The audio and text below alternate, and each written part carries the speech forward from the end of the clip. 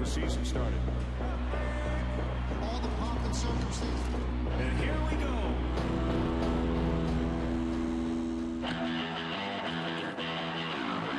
Promise. Potential. Fresh air. Fresh start. It's finally here. This has got a chance. It is gone. It's not just the next pitch you gotta wait for. There's also the next season. But man, when it arrives, the possibilities are endless. The look on his face says, I can hardly believe it. Did he catch it? Oh, he did!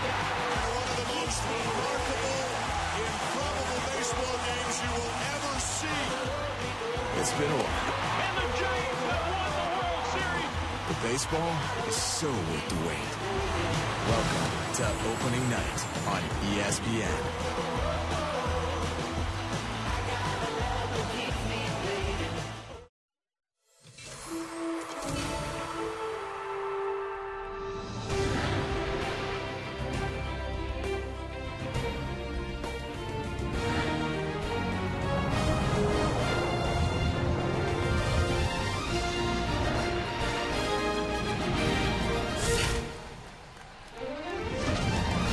Welcome to Opening Night Baseball on ESPN, presented by Burger King.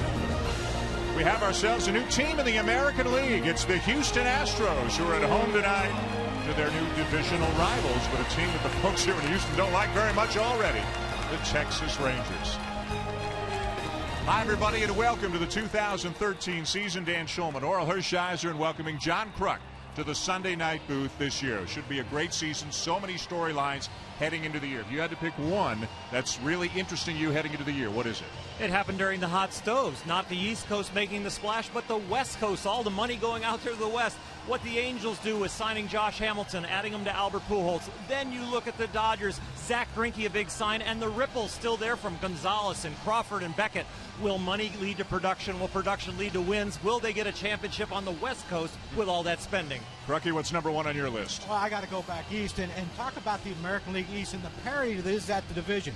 Usually it's the two teams, Boston, New York. 2008, Tampa broke through. And now the Baltimore Orioles in 2012, they break through. The Toronto Blue Jays, though, made the biggest splash in the American League East with the big trade with the Miami Marlins.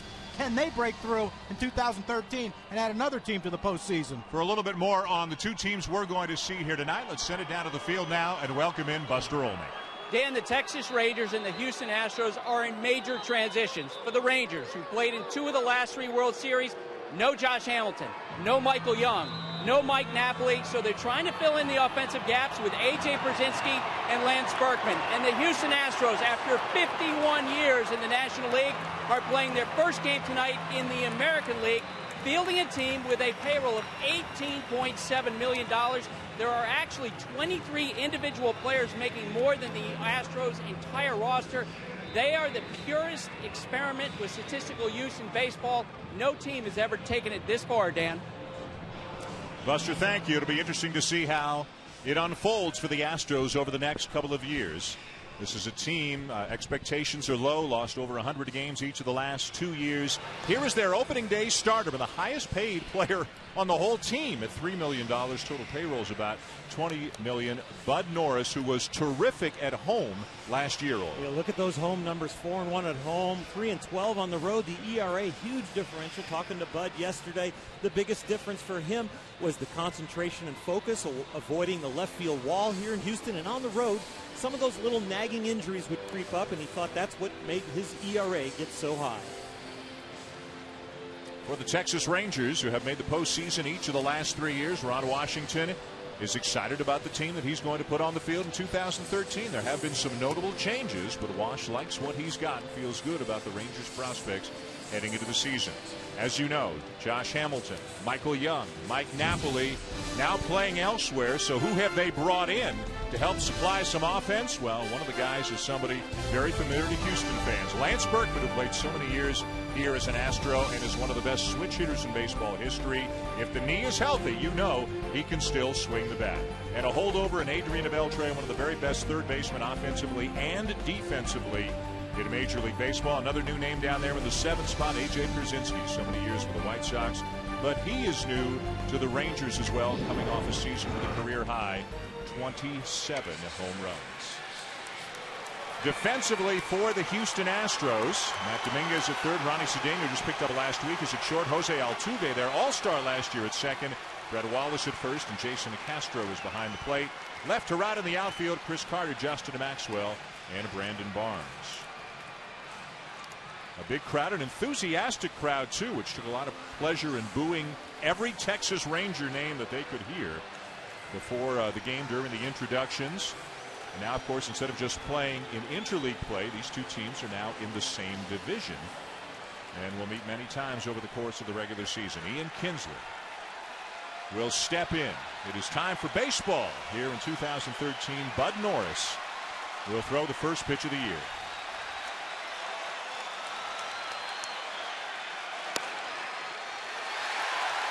And a first pitch strike. That ball taken out of play. Kinsler hit .256 last year. 19 homers, 21 steals, although both of those numbers were down from the 2011 season. In the air, right field. Barnes tracking back, shy of the track, one down.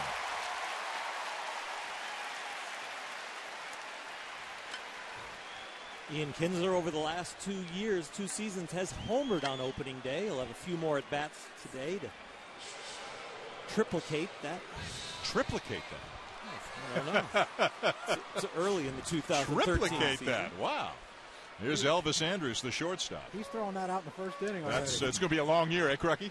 Triplicate. We're in way over our heads. I didn't know I had to be smart to do this. Andrus hit .286 last year. 5th year in the big league, still just 24 years of age. And the fastball rides up and in from Norris for ball one. They are in on the corners. Andrus is known to drop a bunt down. He'll hit a lot of choppers, get a lot of infield hits, so the Astros playing accordingly. And there's the slider, and Andrus couldn't check the swing. And Oral, that's the go-to pitch for Bud Norris. Yeah, he's really a two-pitch pitcher on the mound with the fastball, a four-seamer. He likes to try and keep it down and then ride it up.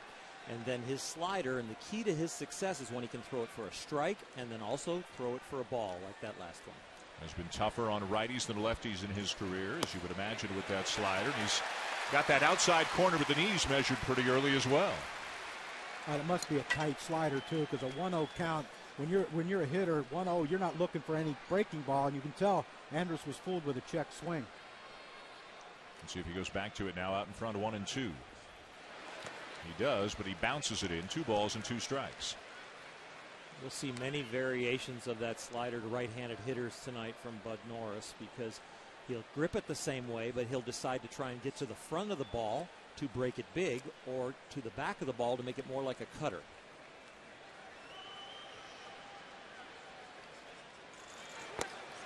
Swing and a miss, 2 down.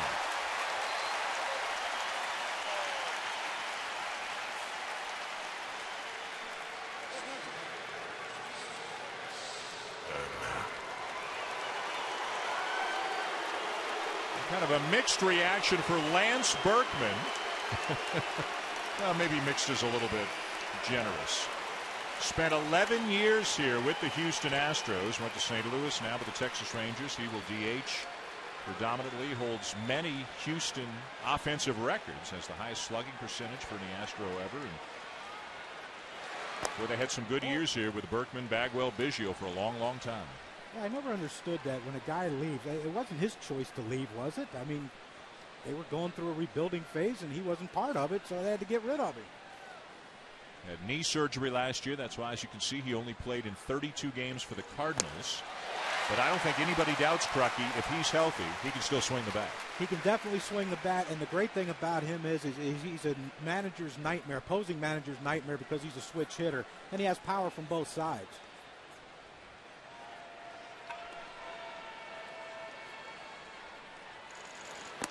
High with a fastball, 2-1. And I really think that Lance Berkman is also very tough to defend, because if you overshift like the Astros are right here a little bit, he's very good at controlling the bat and working the pitcher to a place where he can get it to an open hole.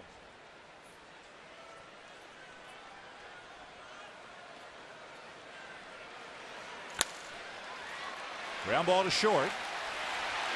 And it's a 3-up, 3-down inning for Bud Norris here from the top of the first. Rangers go quickly. Astros coming up when we come back.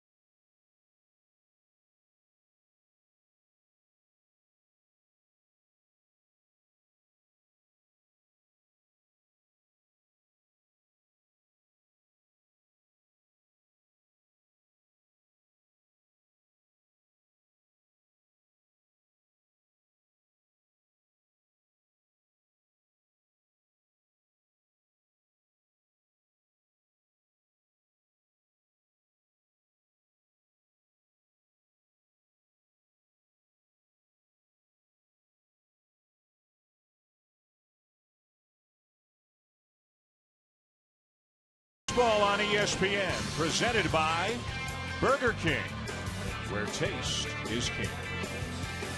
Dan Schulman, John Kruk, Oral Hershiser, Buster Olney at Minute Maid Park in Houston. The Astros and the Rangers as we open up the 2013 Major League Baseball season here on Sunday Night Baseball. And the first Major League game as a manager for Bo Porter at 40 years of age, the youngest manager in the baseball. Plenty more on Porter over the course of the evening. Let's take a look at the lineup. The Astros will roll out there tonight, and they hit the ball hard in the spring. 46 home runs in 31 games. It's an optimistic bunch heading into the season. Jose Altuve hit 290, stole 33 bases, was an all-star last year. He will be the leadoff hitter, but a guy they're expecting some big things from this year is Chris Carter, who came over in a trade from Oakland, and he's got some power. It's 16 home runs in just 218 at-bats last year.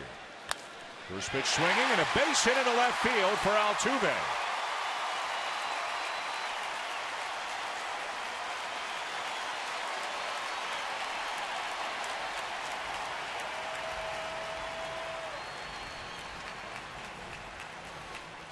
So Matt Harrison throws one pitch, his first pitch of the season, Oral, and it winds up a base hit. Well, it was on the ground, and he's been an outstanding pitcher, an all-star last year, and he gets a lot of ground balls. He's going to keep the ball down. He's got a heavy two-seamer. He pitches the contact. He can strike some people out, but he's not a big strikeout guy, and he keeps the ball in the ballpark. You see those 22 home runs and 213 innings pitched. Altuve a threat. Brett Wallace first pitch swinging, and he fouls one off right side. How important is it, Oral, for as an opening day pitcher? You want to establish your first pitch fastball. You want to just throw it over the plate and see what happens. Altuve didn't give him a chance, though, did he? No, Brett Wallace jumped on it right away, too. And they know he tries to live with that two-seamer. And the best thing about that pitch, though, is they get that ground ball again. It's at somebody. It's a double play. Beltre way off the line at third. And another foul off by Wallace, 0-2. Wallace is a guy, former first-round pick by St. Louis when Jeff Luhnow, the current general manager of the Astros, was the scouting director of the Cardinals, so he's familiar with him. And Wallace went from St. Louis to Oakland to Toronto to Houston, all in the span of just a couple of years, Crooked. And you can tell how much Harrison loves his two-seam fastball. Even with the hole open with the lefty, he's still running it in on Wallace's hands.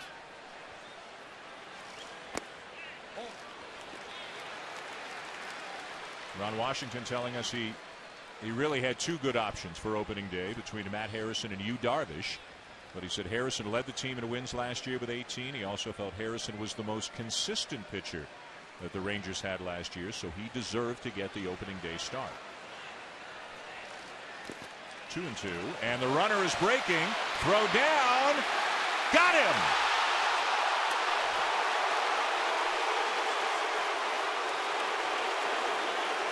And Bo Porter, less than 1 inning into his big league managerial career, is going to be out talking to an umpire. Andy Fletcher, the second base umpire. Well, AJ bounces on that one pretty quick, and he gets to it. And it looks like right there, Altuve's on the base before the tag by Andrus. Usually when that ball bounces, it comes up, and the shortstop has to give a little. You see that there, just in time. The foot hits the bag before the tag. Well, Bo Porter jumped out there with the right reason in mind, and he'll gain some respect from the umpires for not having bad vision. So Altuve retired, 2-6 on the putout, and now swing and a miss by Wallace, and just like that, 2 down. Well, we've already seen the Ranger defense come into play. Let's show you the players on the field defensively for Ron Washington. A Beltre, a 4-time Gold Glover at third. Andrews and a Kinsler up the middle. Mitch Moreland at first, and the newcomer A.J. Pierzynski behind the plate. Left to right in the outfield, David Murphy. Leonis Martin, who's going to get a chance to play a lot this year. And then Nelson Cruz in right field. Here's Carter. And a breaking ball in for a strike, 0-1. It's a young man you haven't heard much about, but he's going to hit some home runs and hit them a long way. In batting practice, John, it's some of the most power I have seen for a guy that really doesn't shift his weight at all. Just strong torque and hands. Yeah, he's got great hips, too. Them hips fly out, and when he catches on out front, it goes. 3 pitches and gone, and the inning is over. No runs, a base hit, nobody left. Scoreless at the end of 1 on opening night.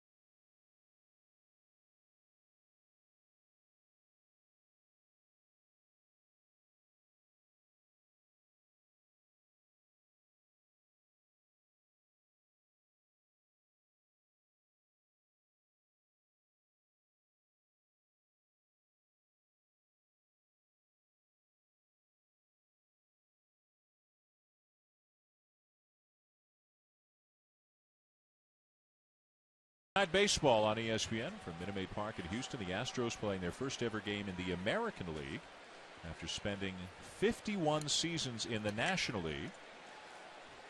Bud Norris getting the Rangers in order in the first. He'll face Adrian Beltre, David Murphy, and Nelson Cruz here in the top of the second.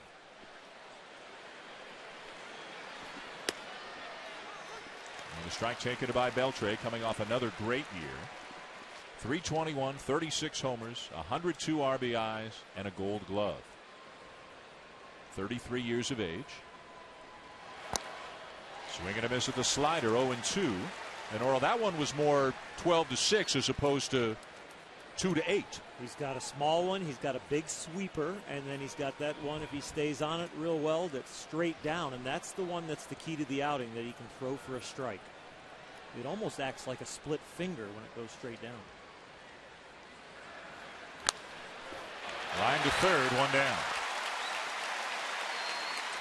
Now, the Texas Rangers, of course, have been one of the most successful teams in baseball in recent years. They have advanced to the postseason 3 years in a row, made it all the way to the World Series in 2010, lost to the Giants, got within a strike of winning the World Series on 2 occasions in 2011, lost to the Cardinals, and then blew the American League West Division lead late in the last week of the year. Last year, lost the wild card game to Baltimore. So they've averaged 93 wins a year the last 3. They've been to the playoffs all 3. They have not won the World Series, although they've been there twice. David Murphy steps in. Ron Washington is very confident.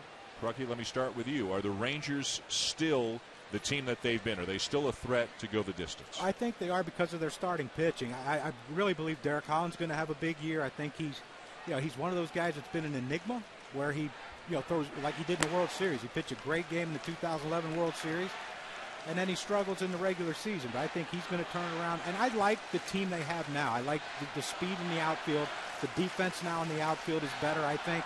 Even though Josh Hampton's a great player, but Martine's probably going to cover more ground than Josh. And Gentry's a really good their 4th outfielder. I think they're going in a different direction. They're not going to be the big 3-run homer, but I think they're going to pitch and defend better.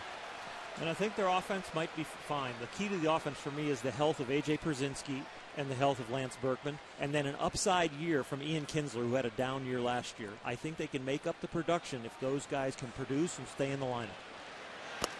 A strike ticketed by Murphy, 3-1. You mentioned Josh Hamilton. You can't talk about the Rangers without talking about Hamilton. Not only not being in Texas, but he goes to a divisional rival, the Angels, and we'll see the Rangers hosting the Angels a week from tonight on Sunday Night Baseball. So they bring in Berkman and they bring in Pierzynski, but they lose a guy who year after year was among the top hitters in the American League. Leonis Martin will be out in center field, as will Craig Gentry. They're different kinds of players. They hit for average. They're defenders. They've got speed. They certainly don't have the power that Josh Hamilton does. What kind of an adjustment is that for this Texas team and in the clubhouse as well? Well, I think in the clubhouse they're going to miss Michael Young the most. They're not going to miss Josh in the clubhouse. They're going to miss his production on the field. I think, to me, what has to happen when you lose a guy with that hits 40 homers, drives in 120 runs, and hits 300 every year, is other guys have to pick their game up. Nelson Cruz has to be better. He has to be a lot better than he was last year. This guy right here, Murphy, given enough playing time, I think he could be a 20-25 homer guy. I really do. But that's what has to happen. Lance and AJ have to be themselves, but Cruz has to be the guy that picks it up. Check swing, and Murphy draws the walk.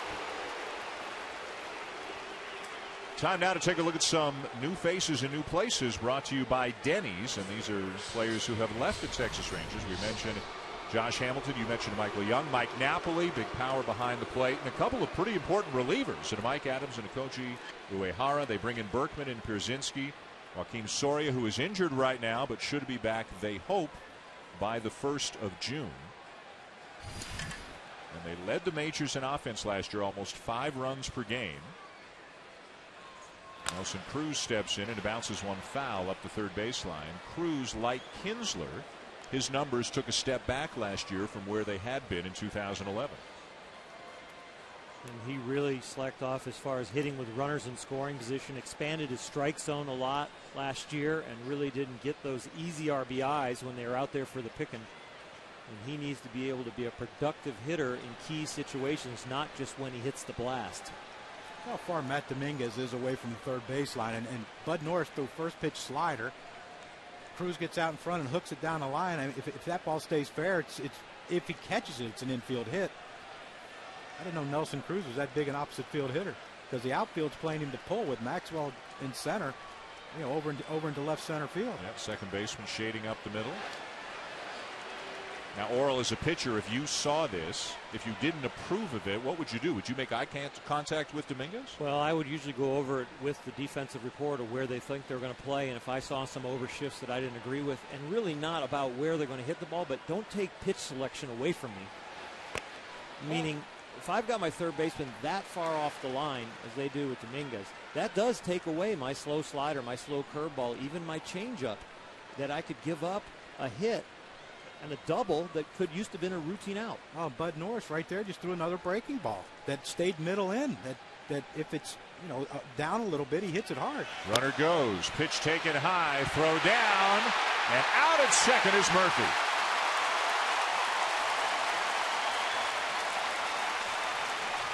Jason Castro throwing him out, 2-4 on the putout.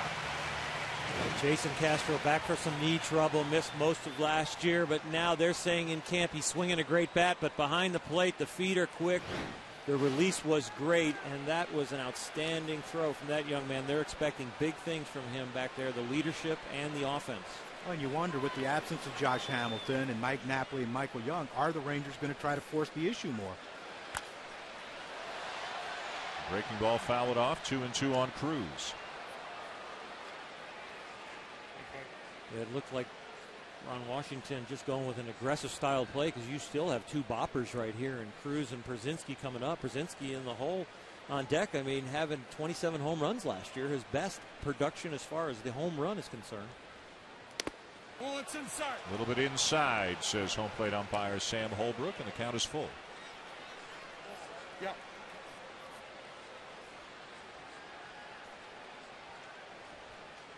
Norris making his first opening day start. Last year's 7-13, 4.65 ERA. And just foul. And Crucky, as you were talking about, they were playing with fire with the positioning of Dominguez, and it almost cost him right there. Well, normally your corner infielders, first and third, you're getting a signal from the shortstop or second baseman. In this case, Ronnie Cedeno giving signals to Matt Dominguez, and it's, hey, slider. He might whistle or something. That means an off-speed slider, breaking ball's coming. Dominguez might shift another step or two. And especially with two outs. You don't want to give up a two-out double. Give him the routine single to left in the other hole, but don't give him a double with two outs and put somebody in scoring position. Well, he throws him another slider. He might be 1-0. Fastball high, ball 4. Second walk given up in the inning by Norris. That's communication right there. He has to go to the fastball. He's got his defender. He went with the trick pitch in the 3-2 and threw the slider. Almost gave up the double. That slider 3-2 is kind of a pitch you're going to get the hitter out in front of. It's not expected by the hitter, especially opening day with the adrenaline going and 3-2. You think you're getting cheese. Almost burned him. Here's A.J. Pierzynski, signed as a free agent with Texas after playing the last 8 years with the White Sox. You can see a career high 27 home runs last season. What kind of a feeling did you guys get from Ron Washington about what Pierzynski has brought to the team so far? He talks a lot. But they're giving it right back to him. They're comfortable with A.J. now, and I'm sure there were a few guys that were on their heels when they heard him open his mouth early in spring training. But I've never played 18 holes of golf with a person who the golf etiquette of being quiet doesn't apply with A.J. He talked the whole round. He's not a big protocol etiquette kind of guy. No. Chases it, and it's 0-2. Apparently he's not a fan of that slider to the dirt either. I hated that pitch. I like to think he's a veteran. He's setting the young man up, but no. Well, I think the way they've been check swinging and swinging over the top of it, I think you were exactly right about how tight the spin is today for Bud Norris's slider, because they're just not recognizing it till really late. Cruz the lead at first, 2 down. You got to throw him another. No. Fastball, base hit. He outthought himself out there. He says, well, he knows that I'm going to throw him another slider, so he's probably expecting it. So I'll try and sneak this fastball by him, and A.J. just puts the barrel of the bat on it, kind of blocks it out there to left field, gets himself a hit.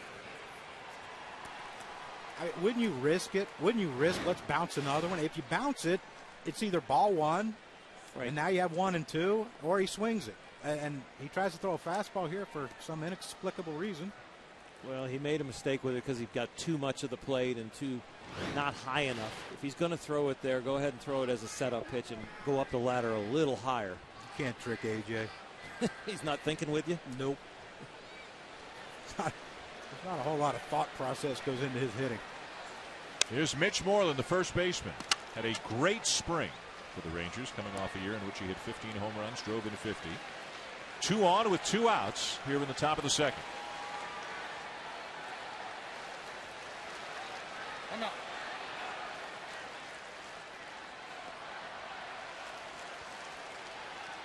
Cruz with decent speed out at second. Pierzynski the runner at first.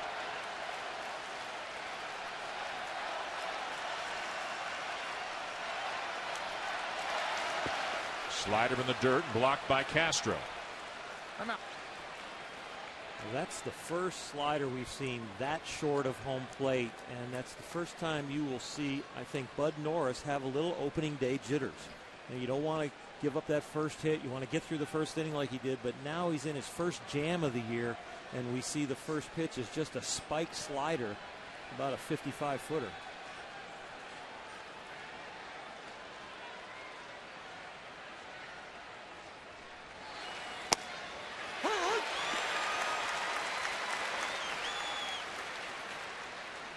Not a big fan of Cedeno at short, deking back the runner with 2 out. I want to keep my infielders in a place where we're just going to get an out. And don't worry about somebody stealing third here. If he gets too far off, let Bud Norris step off, but don't get out of position and leave some holes open in the infield. And especially with a fastball away. I mean, he had that whole hole to hit through. Moreland did.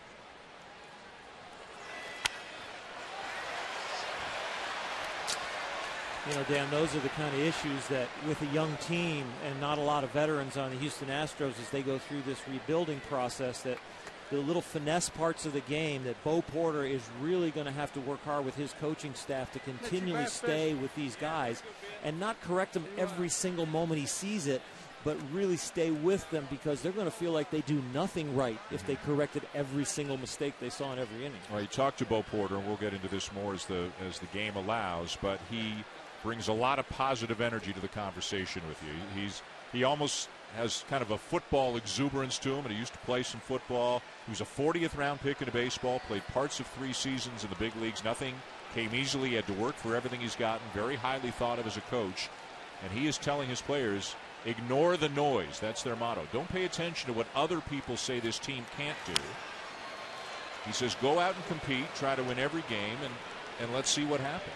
And he says, and this is his quote, that they have drilled that into the players from day one of spring training, that get rid of the outside noise and just focus on competing every day on the field. And part of that outside noise is he doesn't want the term rebuilding brought into the process. That tells you that we're not, it tells your guys we're not going to be very good because we're trying to figure something out here. He doesn't want that to enter into their thought process as they're playing a game. 2-2.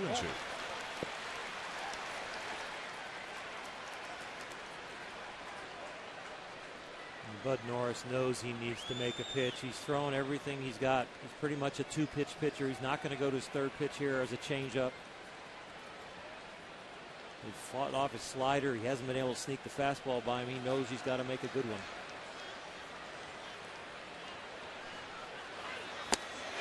Made a good one with the slider to strike him out and end the inning. So the Rangers leave a couple on. As we mentioned, ignore the noise is the motto for the Astros. They get the Rangers out in the second.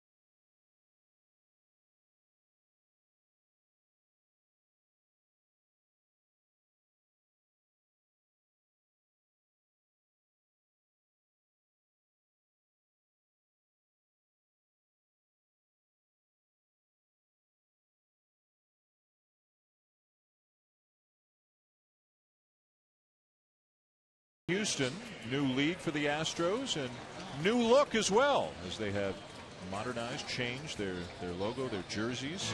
They're doing some brisk business. They began, of course, as the Colt 45s back in 1962 in the playoffs for the first time in 1980. Drake McClain takes over the team in 1992. This ballpark, then known as Enron Field, opens in 2000. They make it to the World Series in 2005, but lose to the White Sox. And then in 2011, Jim Crane buys the team and becomes the owner as Crane looks on from his seat here at Minute Maid Park tonight. There are a lot of opinions and feelings about this team in this city this year. A lot of people are unhappy. They've grown up in the National League, and they're unhappy their team is in the American League. There's Carlos Pena, who looks at a strike from Matt Harrison. And they're also wondering about all the players that were traded away. Is it the right thing to do to just completely gut the Major League team? They've brought in some veterans like a Pena to try to fill the gaps until the farm system can start producing players. But most of the best talent in the organization is considered to be in the low minors. Look at the shift that is on for Pena, who's been kind of an all-or-nothing guy the last few years. Kinsler's playing short right field, but Martin is playing left center. In center field, he's shaded over to left. So apparently they're thinking he's going to hit the ball in the air the other way and pull grounders. Oh, that's the way the Braves played me when I was playing. Pull on the ground, in the air the other way. And did it work? Yeah, oh, yeah. Well, Maddox and Glavine didn't. Smoltz didn't. That didn't hurt. Had nothing to do with the defense, huh? Yeah. Guy on the mound. Yeah, they didn't have to catch many. Swing and a miss by Pena. 3 consecutive strikeouts now for Harrison. Speaking of Mr. Tom Glavine, there's a changeup from a lefty to a lefty that Mr. Tom Glavine brought into the big leagues when he was with the New York Mets at the end of his career, looking for other weapons, and other now current left-handers are doing the same thing. And I think that's a great pitch. A lefty to a lefty, throw a changeup in, and people say, oh, why would you throw it in? Because you're taught as a hitter, everything in should be hard. Something hard in is the pitch, and when you throw that changeup, you get out in front like Pena did. Here's Justin Maxwell, the center fielder. Hit .229 last year, 18 home runs. Former Yankee farmhand who made his Major League debut with the Nationals, now in his second year with the Astros.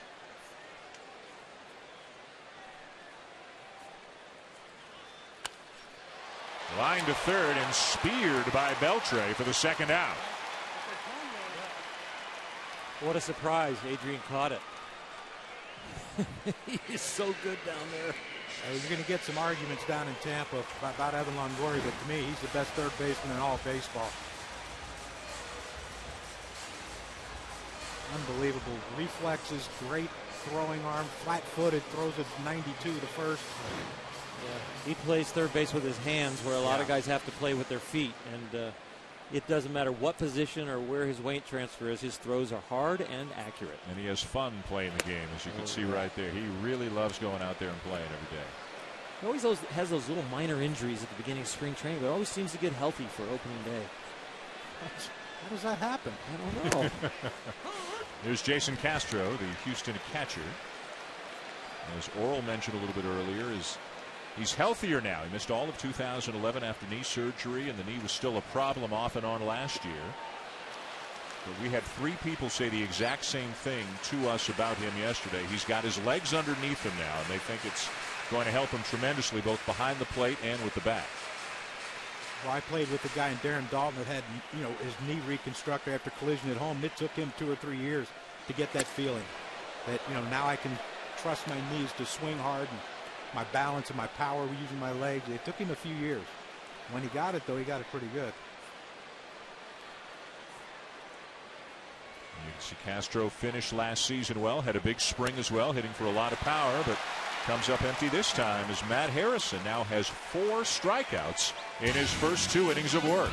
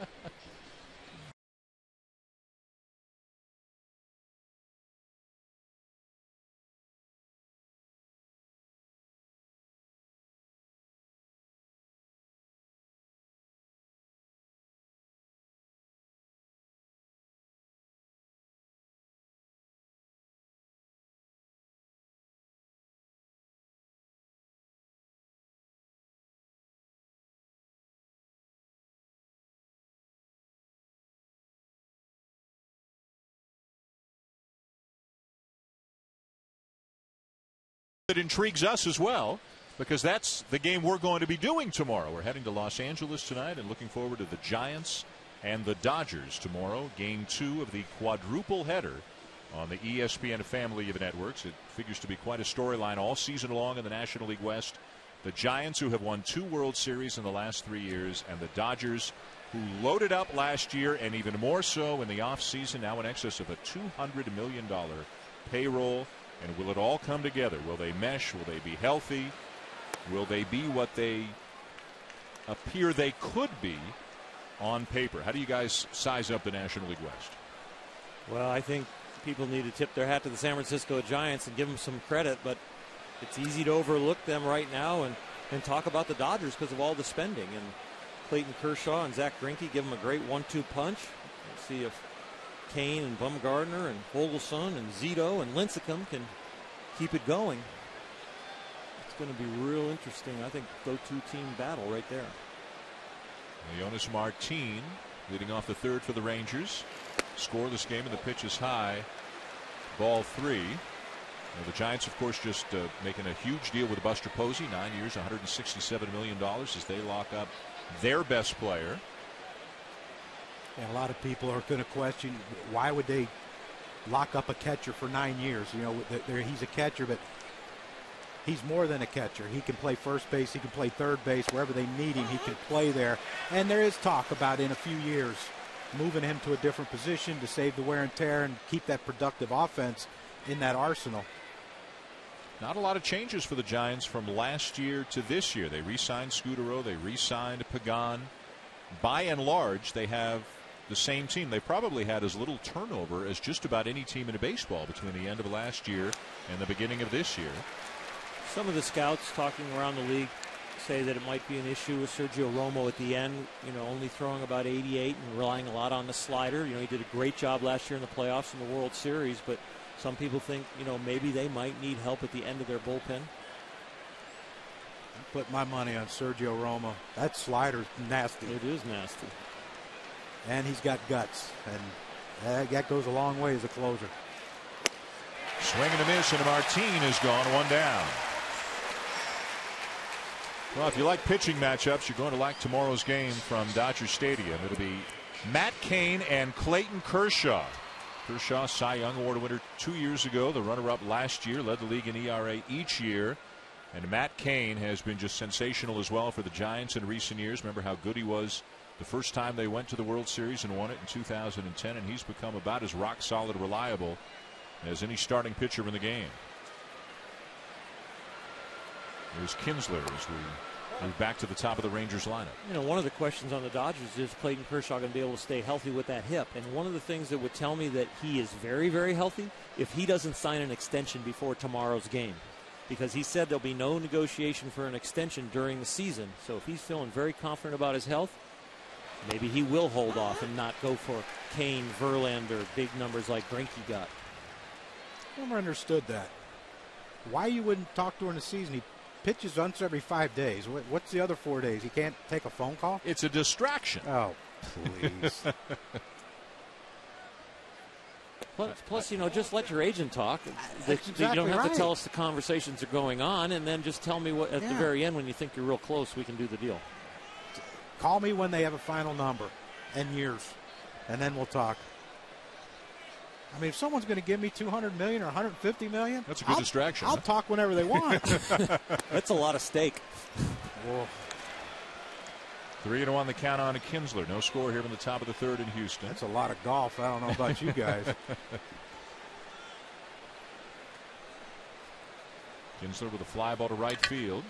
His first time up. Now Altuve just went from the right field side of second to the left field side of second with the count at 3-1. Kinsler drills the ball to center, and Maxwell's there 2 down.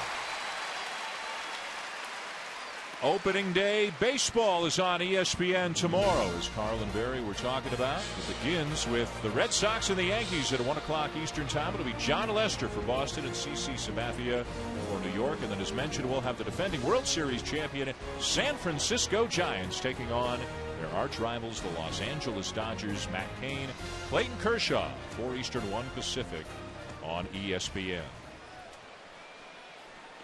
And 2 more games in the evening on ESPN2, Phillies and Braves, and then Cardinals and Diamondbacks. Just about everybody getting started tomorrow. A few teams will not begin their season until Tuesday. Here's Elvis Andrus. And a strike over the outside edge from Norris. Elvis last year made a big step up in his offensive game. They're looking for him to make another stride. He had career highs in on-base percentage, average, RBIs, and he just continues to get stronger and more disciplined at the plate.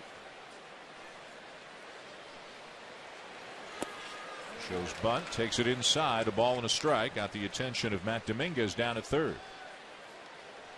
And you see Dominguez has moved in a little bit. He was way back on that play, but I think with two outs, Oral, if they want to lay down a bunt, let him lay it down. Exactly. Don't give him a double down the line, though. A lot of times in this situation, I would tell my third baseman, look, I got the bunt. And if he makes a good enough one that I can't get him out, then you know what? I'd rather have him stand at first, but I don't want him getting that double down the line. And 2 out doubles down the line, if you give up enough of them over the year, they're going to cost you quite a few runs.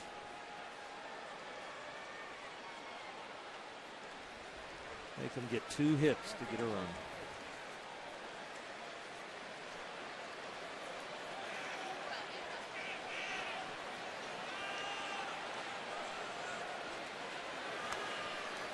Fights off a high fastball. The count remains 1-2.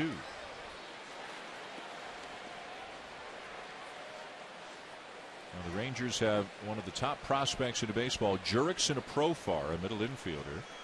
A young kid who everybody who's seen him says is going to be terrific. They sent him back down to AAA. They don't really have a spot for him right now, with Andrus at short and Kinsler at second. Both of them all-stars. So the future will have to wait a little bit for Profar. Sinking liner, and did he trap it? They're going to rule it a catch. It's caught out in center by a diving Justin Maxwell to rob Andrus and end the inning. One more look going to break. Maxwell tracking, diving, and trapping.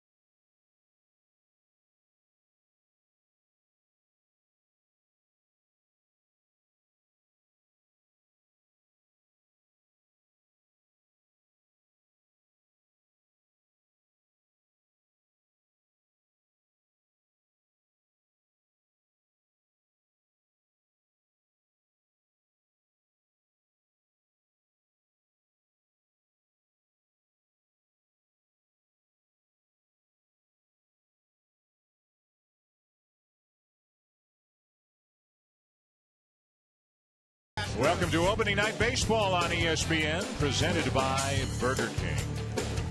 Bottom of the third here in Houston with Oral Hershiser, John Kruk, Buster Olney. I'm Dan Schulman. Sunday night baseball here on ESPN as well as we get the 2013 season underway. You can join in on the conversation on Twitter with the hashtag opening night. And we are told, Crucky, you are trending. What's that mean? I think it means you get a raise. Hey! I don't talk during the season. Not on your throw day? No. I don't want to be a distraction to you yet. two. Not on Sunday. With not my on contract squabbles. Matt Dominguez, the third baseman.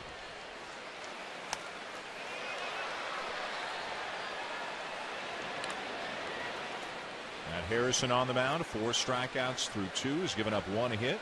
That was to Jose Altuve, who was then thrown out trying to steal by A.J. Pierzynski.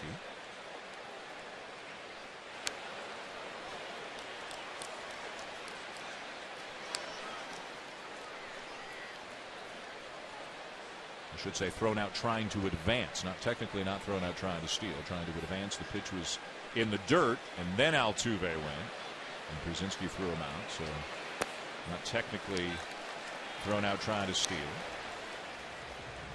Now 2-2 on Dominguez. He'll be followed by Brandon Barnes and Ronnie Cedeno, the bottom third of the Houston lineup.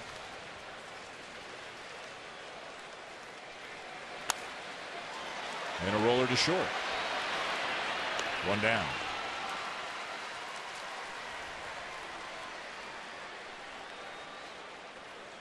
Let's take a look now at the Scots home field advantage here at Minute Maid Park. This is a unique ballpark. The Crawford boxes just 315 feet down the left field line, tempting for all batters. And Towles Hill, one of the most unique aspects in any ballpark, named after Towles Smith, the former president of the Astros.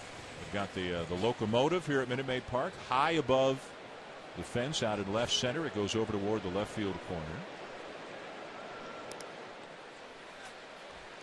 This place has some character. There's Amy Bailey with the camera and the conductor, Bobby Vasquez. Wave, Bobby.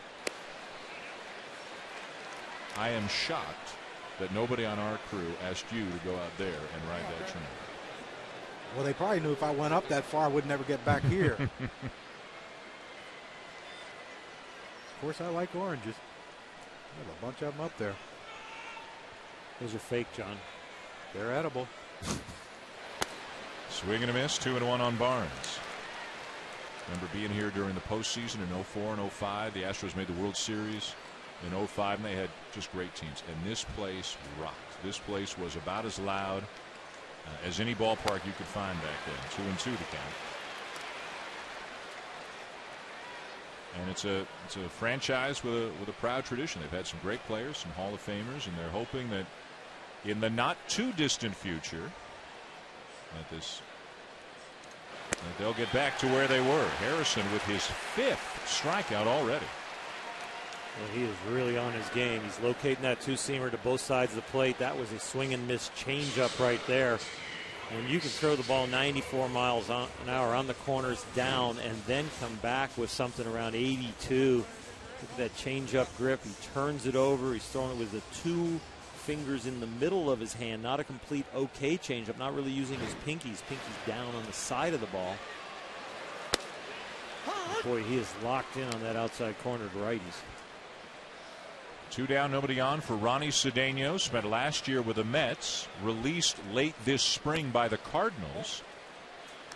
And picked up by the Astros, who were in search of a shortstop. Cedeno, 30 years of age, and another one of the veteran guys the Astros have brought in really as a stopgap until the farm system starts producing. And we met the young man yesterday who might eventually replace him, Carlos Correa, who was the first overall pick just last year.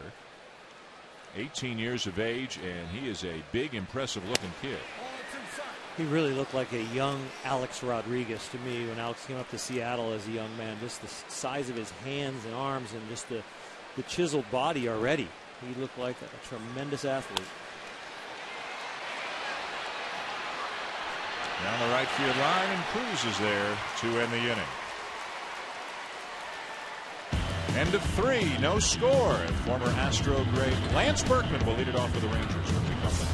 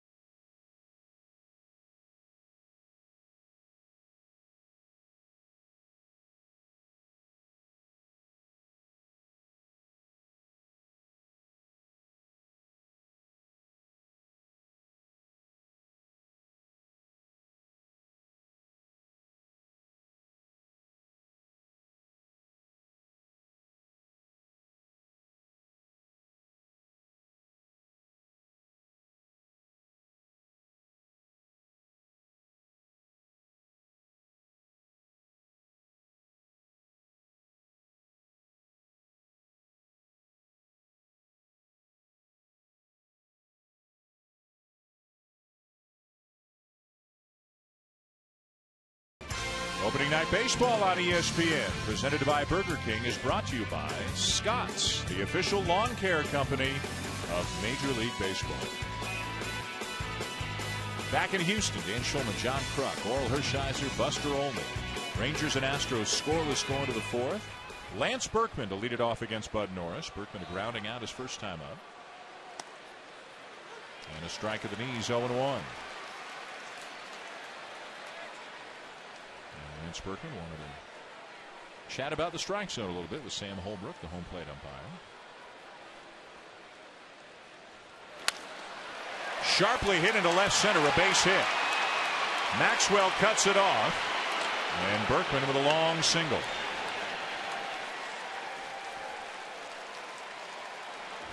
Now Berkman is Texas through and through. Little leaguer in Austin.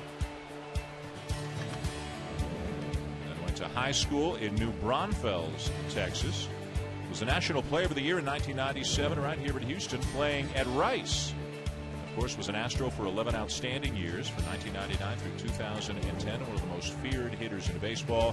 And this year signs a one-year deal with the Rangers. Do you know, if you look at all switch hitters in baseball history, only Mickey Mantle has a higher slugging percentage among switch hitters than Lance Berkman. So he's higher than Eddie Murray. Higher than Eddie Murray. And Chipper? And Chipper. Pretty impressive. Huh? Very impressive. Yeah. That's what I don't think people understand. He's been a really good player for a long time. He flies under the radar, though, for some reason. Adrian Beltre with a high fly ball left field. Carter has room.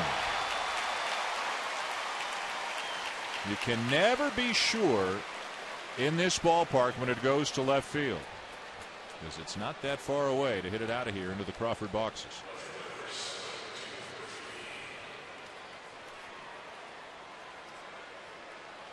And I think another thing that people forget about Berkman, if you go back to 2011 with the Cardinals, Game 6, Freese tied it with the triple in the bottom of the ninth. Hamilton gave the Rangers the lead with the home run in the top of the 10th. And then they were down, the Cardinals were down to their final strike again in the bottom of the 10th, and Berkman bounced a base hit up the middle to tie the game and give Freese a chance to win that game in the bottom of the 11th. Here's Murphy.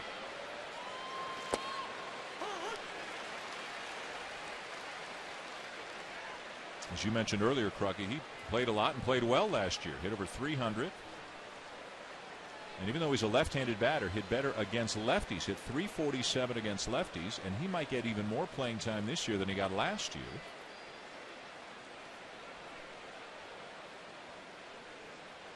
Hit 15 home runs.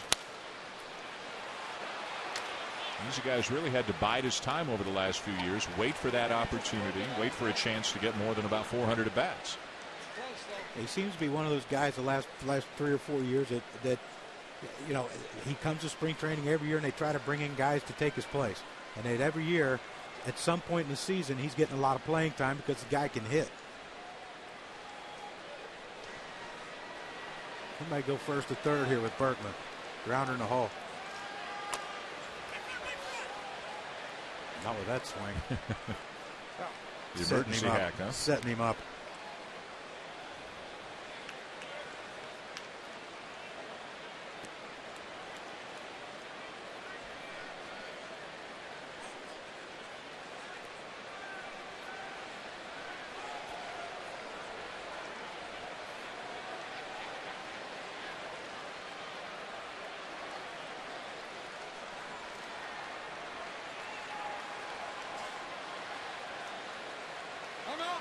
Time requested by Murphy. You can see how they feel about him too. He's hitting 5th in the order. He was a guy who the last couple of years would most often find himself 7th or 8th when he was in there. But with his success and the departure of a couple of key hitters, he is moving up in the order. It also gives him a chance to split up righties and lefties. Got Berkman, the switch hitter, hitting 3rd. Murphy, the left-handed batter, hitting 5th. And then Pierzynski, another left-handed batter, down in the 7th spot. Every batting slot you move up, by the end of the year you get 20 more at bats. So you could end up with maybe 40 more at bats just from batting order position.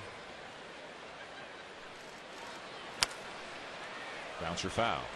And if they face a left-handed starter, they can always hit Berkman fourth, Beltre third, Cruz fifth, and then hit Murphy hit sixth, or whoever else they feel like they want to put out in the outfield. Interesting pitch selection here by Bud Norris with the runner on first base. With 2 strikes, the last thing you want to do is get fooled by anything. So you kind of get out in front and just try to wait a little bit. And he keeps throwing off-speed pitches. He's leaving that hole wide open for him to hit it.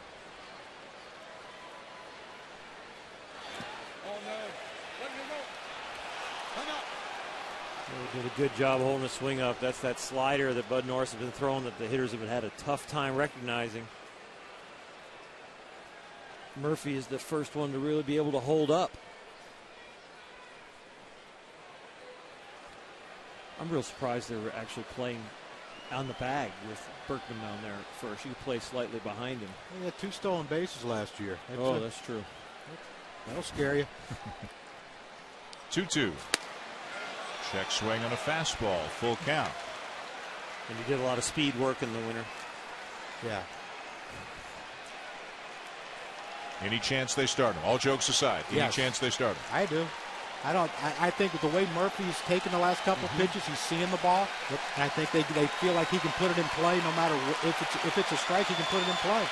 Ron Washington's been aggressive with all the base runners that have gotten on. They've gotten thrown out, but they have definitely been taking their chances so far and pushing the envelope. And it's early in the season, so he's relatively healthy. July, probably not.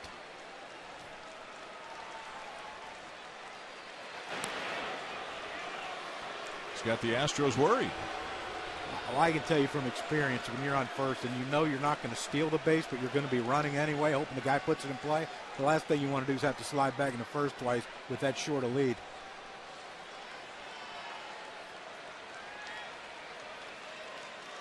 He's going. And Murphy with a fly ball to left field. 2 down. Berkman back to first. Nelson Cruz coming up now for Texas as we send it down to Buster. Guys, of course, Nelson Cruz was one of the players whose names appeared in the documents of that Miami PED clinic, along with Ryan Braun, Alex Rodriguez, and others. I'm told that Major League Baseball is still in the process of investigating. At some point, they'll reach out to talk to the players. There is no timetable for this investigation. And this is something that could affect potentially almost 100 players if the reports are true about how many players are rumored to be on the biogenesis clinic lists. And it may develop into an ongoing story over the course of the entire season, guys. And nobody knows how this is going to turn out. If nobody gets implicated or if all of them get implicated. If all of them get implicated, it's going to be devastating. All the players they would have to suspend.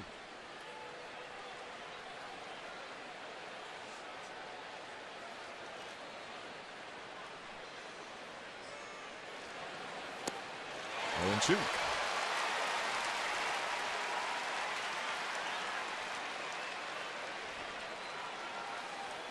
Mr. Manager Bo Porter will be joining Buster Olney. We'll have that interview for you next half inning. We've seen Bud Norris try to sneak a fastball in after watching somebody look sick on a breaking ball. I think he needs to stay breaking ball low and away in the dirt.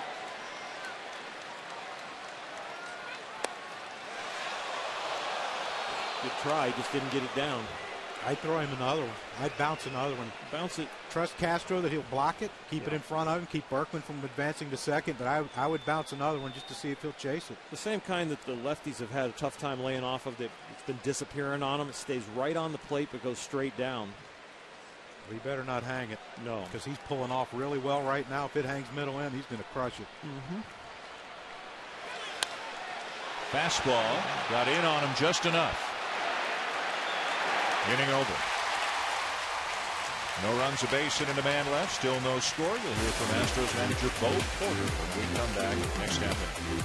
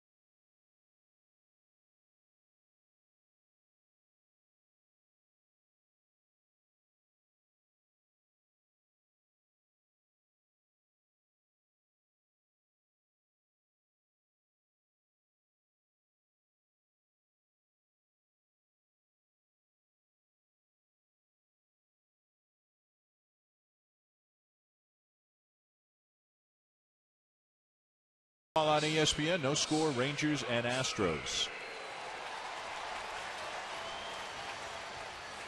Now, Bo Porter, the first-year manager of the Astros, a guy who played parts of 3 seasons in the big leagues, has managed in the minors, coached with the Marlins, the Diamondbacks, the Nationals, now the manager of the Astros, and between innings visited with our Buster Olney.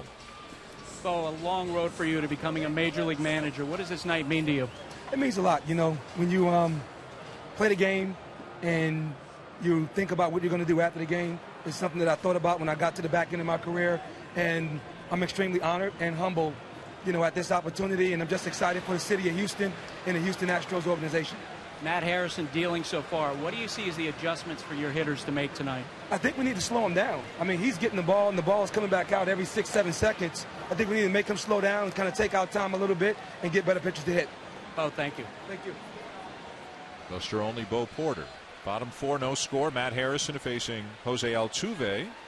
There's a base hit tonight, the only base runner so far for the Astros, as he hits a fly ball to center field, but it's a big, spacious center field here.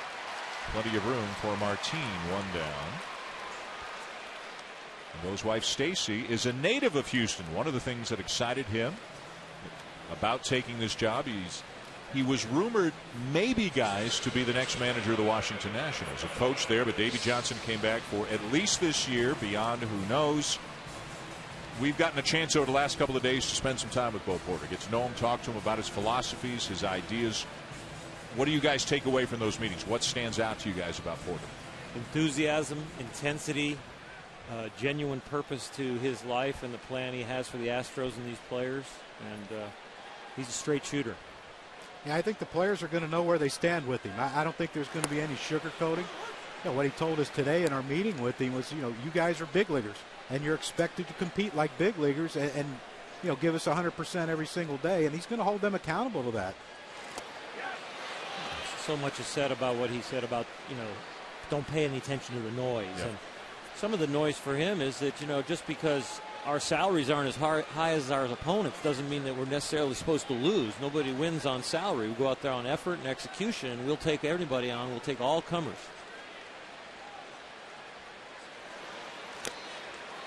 But Dan, it doesn't matter sometimes how much the manager motivates you if you don't have enough talent, and I think that's where they're going to end up this year, with not enough talent. But I think their major goal, unspoken goal, not something Bo has said, but I would maybe kind of predict, would be the fact that they're just going to try and find out where their big leaguers are and what other holes they have so they can move forward this organization.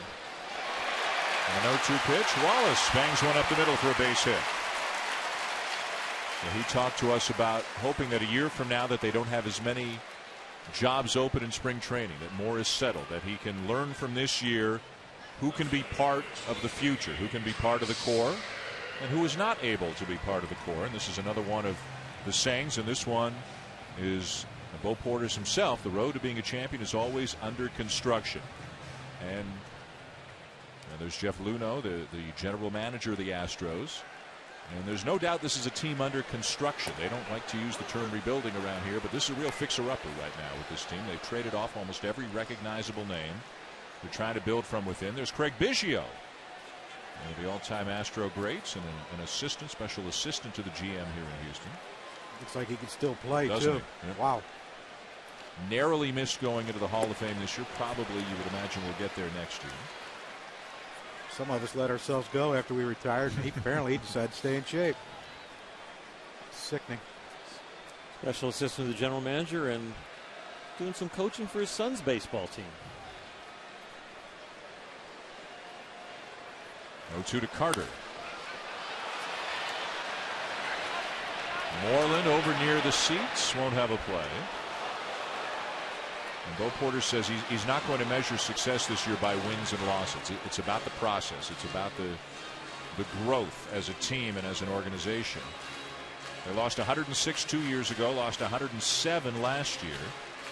You think they can do better than that? Some people are saying they won't do that well as they've done the last. It's going to be tough to do better than that because of the division they're in right now. You're talking about some really, really good teams.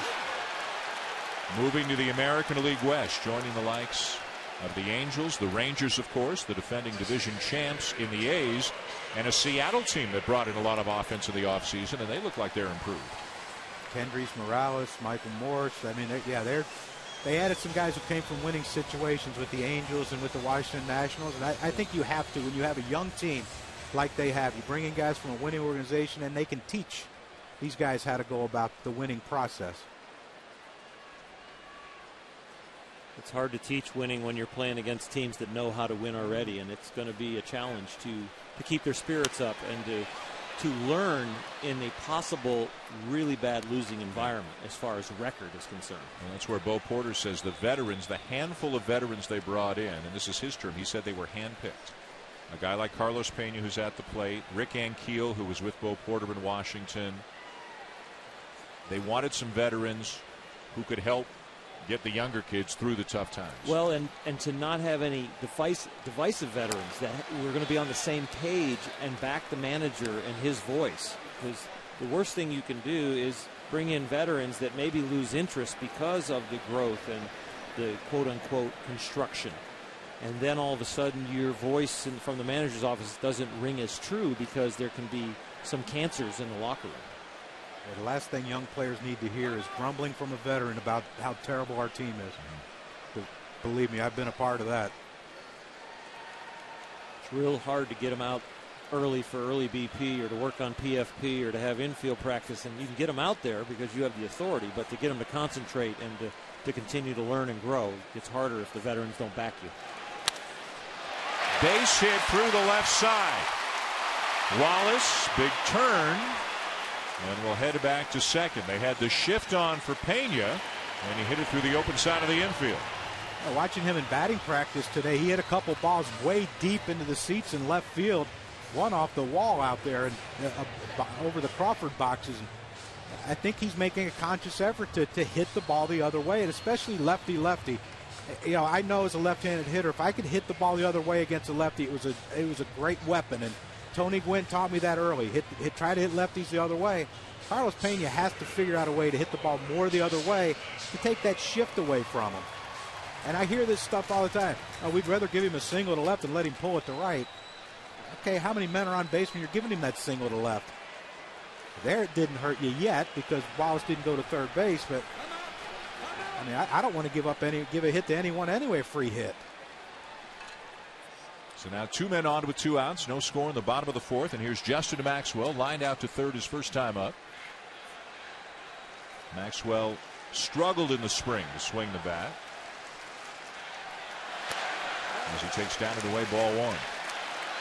29 years of age, as we mentioned, a few years with the Nationals, up and down between the majors and AAA. 6'5", 220. We'll pitch him careful with a lefty on deck. To left field and deep. Off the top of the wall, stays in play. 2 runs are home. Maxwell's on his way to third, and it's 2-0 Astros.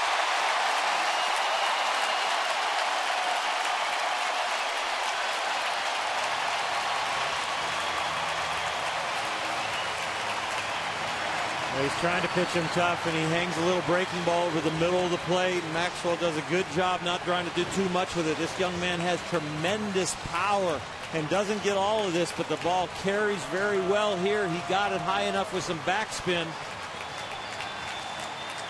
Murphy leaped, but he has no chance. This ball hit the top edge there. The umpires are going to gather and think about what it did, but remember, you got to get up over the yellow line out there in left field, not just the edge of the numbers on the scoreboard.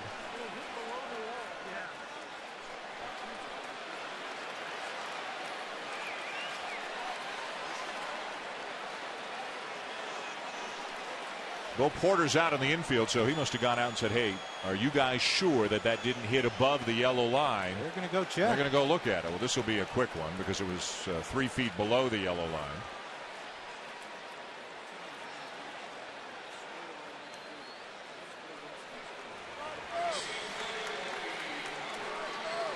So it's going to be under review, but clearly not a home run.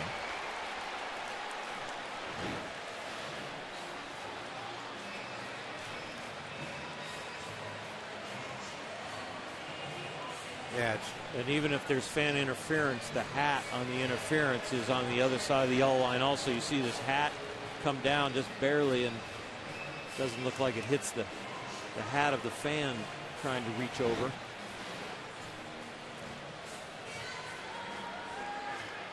Either way, though, a big at bat for Justin Maxwell here on opening night. A 2-run triple to give the Astros the lead in the bottom of the 4th. Matt Harrison will take the opportunity to throw some warm-up pitches to stay loose while the review is going on.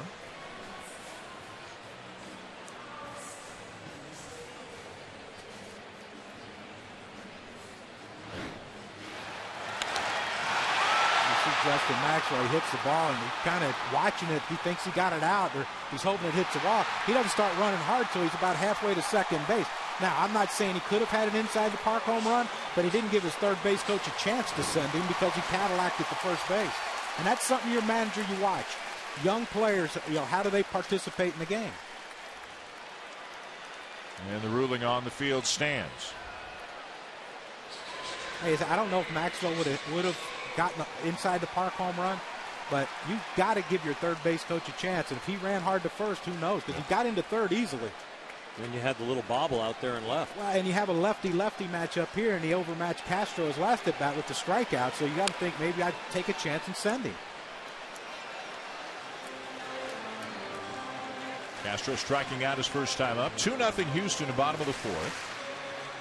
Infielders playing him to pull. Beltre way off the line at third. Outfielders playing him to hit the ball the other way. A big gap down the right field line for Castro. This is the defense that Crucky was talking about before. You see it more and more often with left-handed batters, that they'll pull the ball on the ground, but they'll hit the ball the other way in the air.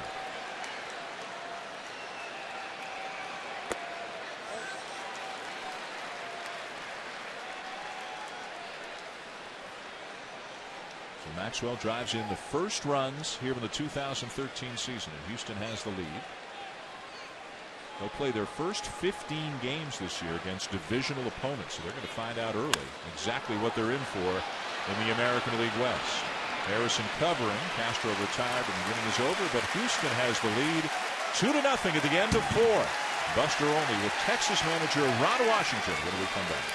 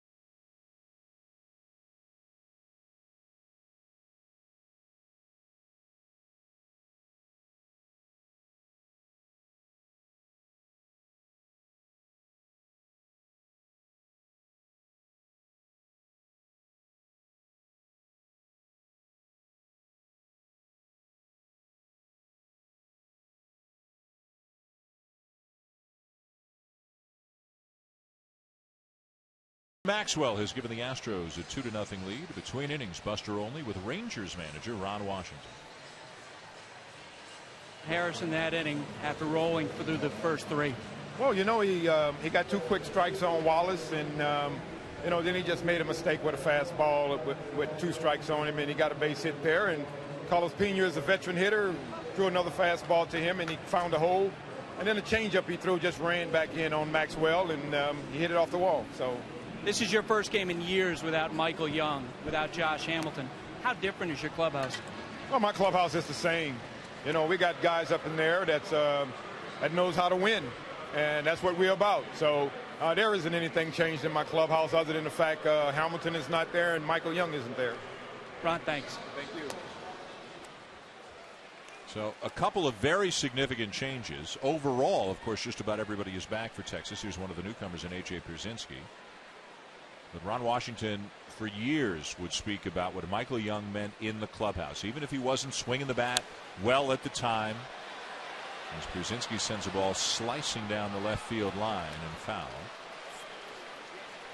What do you guys think about leadership? How important is it, and what are they lacking in Michael Young not being there in the clubhouse? I think what they're lacking is that what we've talked to with the Philadelphia Phillies when we've been in their camp is what Michael Young brings to a team, especially to younger players. But about, you know, it's not he's a big vocal guy. He's not going to be a yeller and a screamer.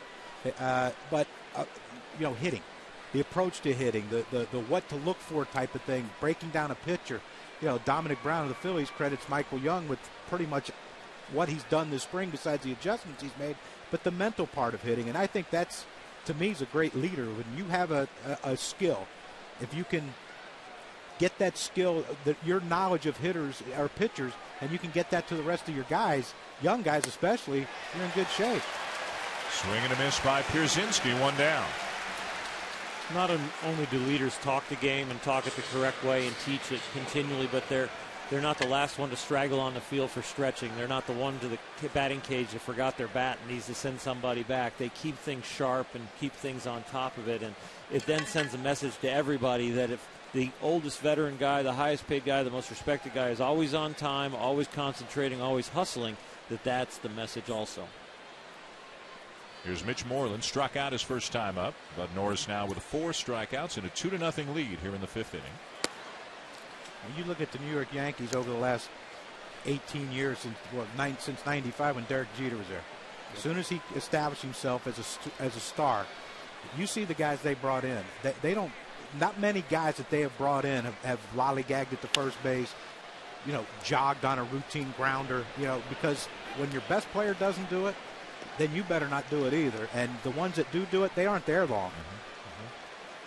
Sets the tone.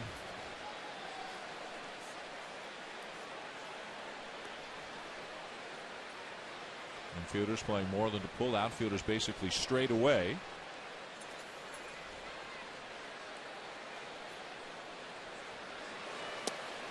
Fastball runs off the outside corner. 2 balls and a strike.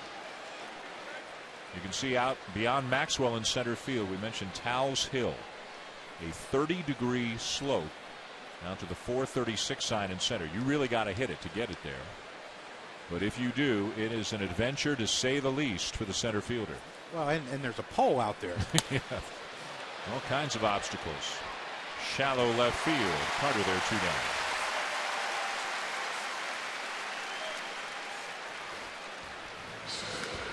Here's back in 2002, Lance Berkman up on the hill, makes the catch.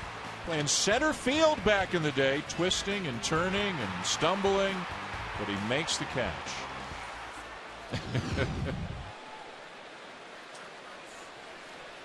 Told me earlier he's probably not going to be doing that anymore. No, those days are gone for Lance Berkman. I think if the Rangers need him in center field, they've got a plethora of injuries and they're not in good shape. He might twist and turn and stumble on level ground. Crosley Field in Cincinnati way back in the day had a hill in left field, but at a 15-degree angle. This is a 30-degree slope. Chopper to third off the bat of Martin, and the Rangers go in order. Going to the bottom of the 5th here on opening night in Houston, and the Astros have a 2-0 lead.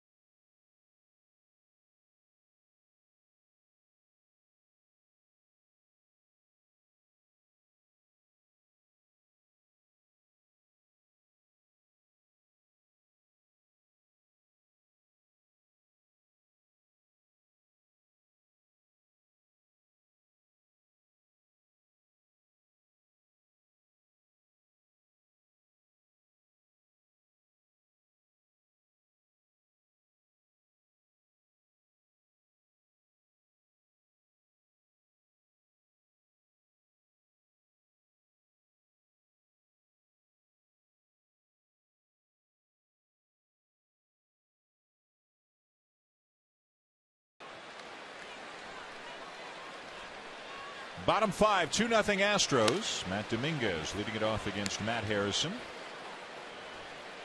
Dominguez, the third baseman, at 284 in limited at bats last year with the Astros. You just saw his AAA numbers. A lot of guys on this team split last year between the minors and the majors.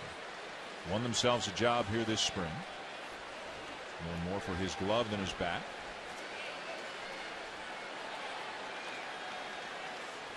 It's the only game going on tonight around the majors. There are a bunch of games tomorrow. On opening day, including 4 here on the ESPN family of networks. We'll be out in LA for the Giants and Dodgers. It's not a cushy job, John. We got to go on a plane tonight, get there for a day game, not that studio thing anymore. We travel. Day game after a night game. 3-1. 2 games in less than 24 hours out here for us road warriors.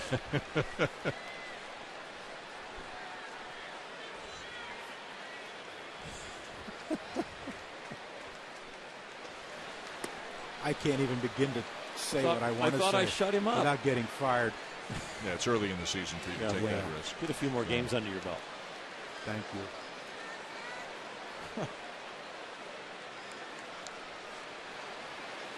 Well, tonight's travel is going to be real difficult. It could be a lot worse. Have you been? Have you been to every ballpark that there is in baseball? I've never been to Seattle. Safeco? Right. Never been there. What else is new? Pittsburgh. Nationals Park. I haven't been there. Changeup swung on and missed, and Dominguez is gone. Welcome back to Houston, along with Oral Hershiser and John Kruk. You know him from the studio. He'll be with us on Sunday Night Baseball every week. This week, doing the games for us. You a Dodger Stadium fan? What are your memories of Dodger Stadium? Never a fan of Dodger Stadium. Yeah, as a hitter, of course. Yeah, never yeah. Were, yeah. Well, you know, I think most of their pitchers cheated. No names? That's just me. Yeah. No, I'm not going to mention any names. No, I didn't. No names mentioned. No. But no. How you doing, Oral? Yeah, you still hit over 300 against him in your career. Yeah. Well, apparently I hit the good side of the ball. He was going to say the dry side. Well, you'll be. I went. You know, my first game in the major leagues was at Dodger Stadium. Oh, really? And they put me in as a pinch runner. That's how bad we were as a Padre team. Tough times. I was a pinch runner in like the 9th inning, I think. They put me in. Gary Temple was on third. They said, second pitch for Fernando, you're going to steal, hit and run. You know, Templeton's going to hopefully put the ball in play. You're going to score a run and all that stuff. And I took off, and the hitter didn't swing, and it was right down the middle. And I got tagged out, and everyone thought I blew the game. Doesn't feel real good. Wow, I was scared to death, too. So that opening day, when you guys think of maybe not your first opening day, but just what does opening day mean to you guys? What does it mean to you guys as players?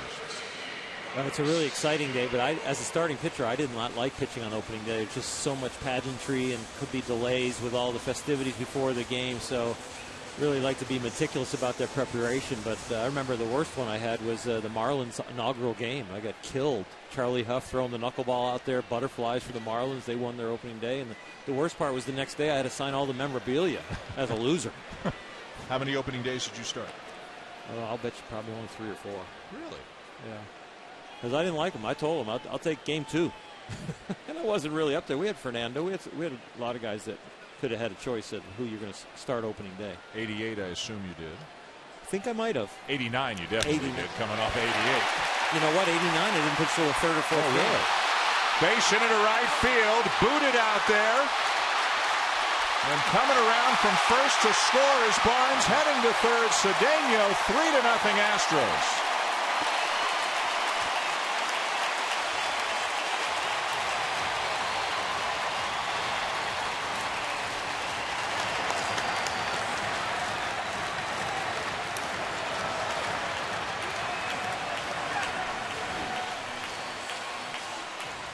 Well, the pitch is on. That's a great piece of hitting with the hit and run on right here. But Nelson Cruz, he just boxed it. He just missed it. There's no excuse. There's no. I can't make an excuse for him. He just missed the ball. It happens. But you see it right there, the runner running, and he's not even looking. He don't need his third base coach. He knows that ball's hitting the ground. I'm scoring. Now he needs him right here when he sees the ball get away from Cruz. And Cedeno was out dead to rights at third base, and Kinsler dropped the ball. So 3-0 Houston. The infield in now for Texas.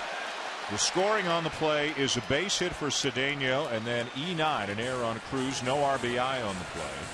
Runner at third, one out. Astros up 3-0. The Rangers bringing the infield in to try to keep it at a 3-run deficit.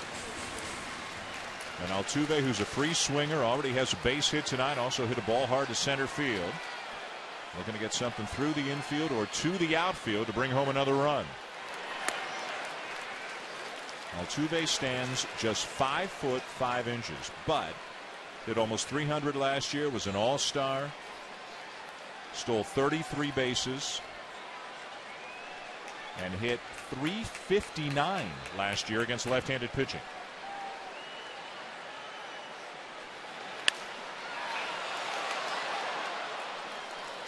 Well, Harrison's trying to get the ground ball, and Worrell, you talked about his two-seamer acting like a sinker ball, but he's getting the ball up right here in the situation where you need a ground ball. Yeah, he wants the pop-up or the ground ball, and really the inning when he got in trouble with Dominguez hitting the long fly ball to left is when he was trying to trick somebody. If he just stuck with that hard stuff down, he was really dominating the Astro lineup. Line drive, base hit, right center field, 4-0 Astros.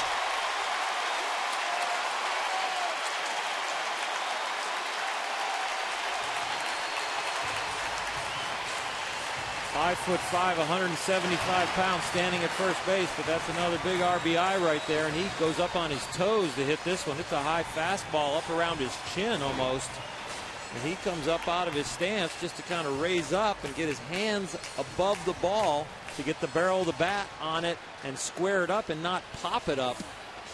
You get your hands above the ball because the bat's going to end up below your hands. You still got a chance to hit a line drive. If your hands are below the ball, you're going to pop that up. And if I'm Altuve right here, I'm going first pitch. Things are happening right now. Matt Harrison's head spin. He might not pay attention. I'm taking off and trying to create another run with your legs. Yeah, Matt Harrison only given up 1 stolen base in his last 37 regular season starts, so he's real good at quick stepping. But if you go first move, you can get on anybody. I'm running. 4-0. Press it, man.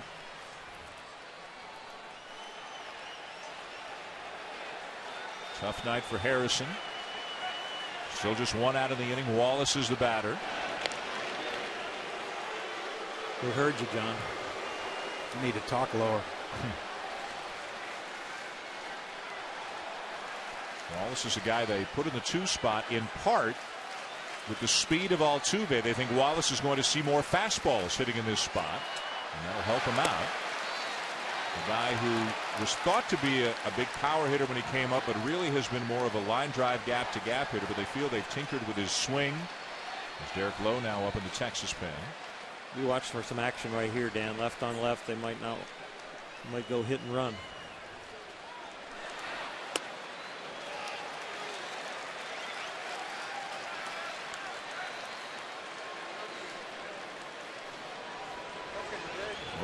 If I'm Brett Wallace right here, I'm starting my swing early. I'm going to try to get out in front and hook one in that hole. He's throwing that 2-seamer in, trying to jam him and get the ground ball to first. And you know he's probably not going to want to trick him right here and get to 3-0, so you're probably going to get something hard. 2-1. You'd have hit that one in the seats, huh, John? Well, no, I wouldn't. No, I might have swung and missed it too, but I would have been out in front of it. 2-0. Why are you letting it get deep?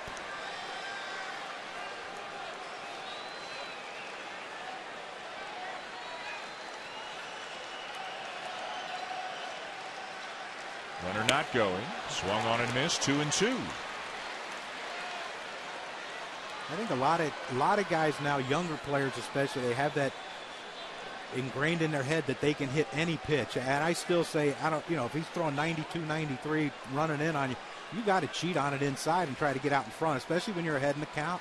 Now the count's even. Now you battle. You don't battle 2-0. And a big out for Harrison. Strikeout number 8.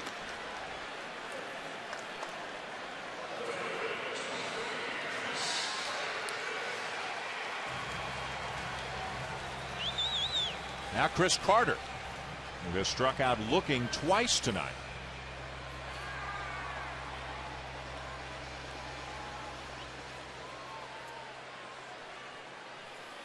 wonder if Altuve will go now. Now that the hole's not open for the lefty anymore. Harrison tough to run on, allowed just 1 steal in 4 attempts all of last season. He's not real deceptive, but he's very quick. He doesn't pick up his front leg very high. He doesn't have a real big load once he has his first move. Like Tom Glavine was. Just catch it, lift your leg a little bit and go. Popped up. Kinsler. And the inning is over. But 2 more for the Astros and a 4-0 lead at the end of 5.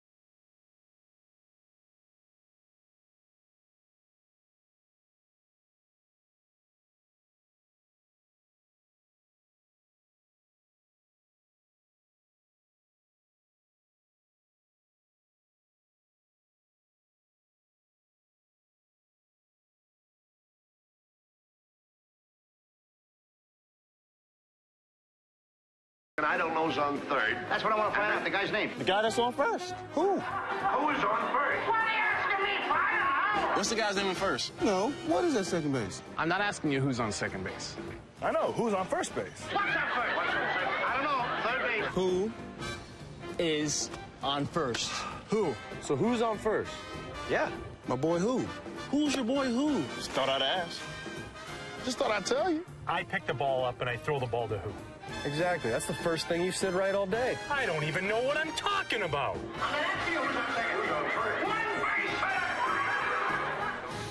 I'm not sure any of them should be giving up their full-time job, but I mean, great job. I mean, by Dempster and Saltalamacchia there, we saw Rollins and Howard. That's great. Good for those guys to play along and show us the lighter side of their personalities too. Opening day here in Houston. Astros 4, Rangers nothing. Top 6. And top of the order for the Rangers, Kinsler, Andrews, Berkman against Bud Norris.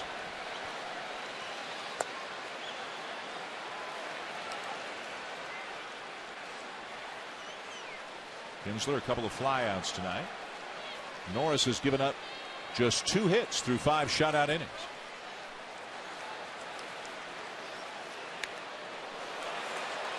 Well, that fastball, Kruggy, can ride up and in on a right-handed batter pretty good sometimes, too. Yeah, that's a scary thing. When he obviously didn't pick it up well, or else he wouldn't have check swung. But that's where guys get hit in the noggin. The feeling here in Houston that the next Astro who could be traded is that guy right there, Bud Norris. He keeps pitching like this, he's going to bring back something good for him too.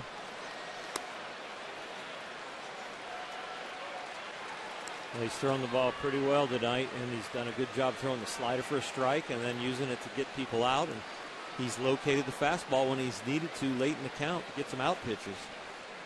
Slowed him down with the breaking ball and beat him with the fastball with some spots.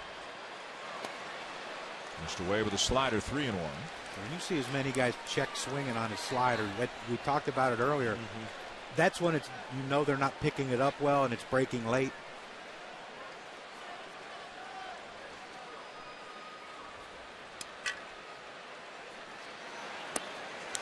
Ball 4. Yeah, that's something that haunted him last year. His bad games, the walks and the long balls.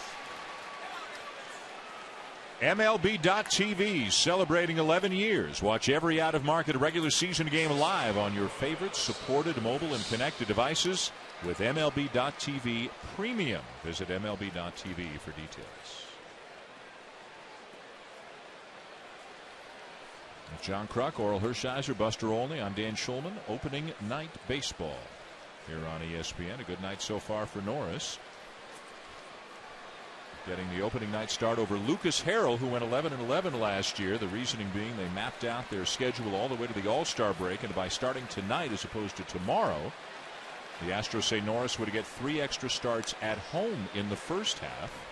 And they wanted to have Norris pitch as much at home as possible because of his great home numbers last year.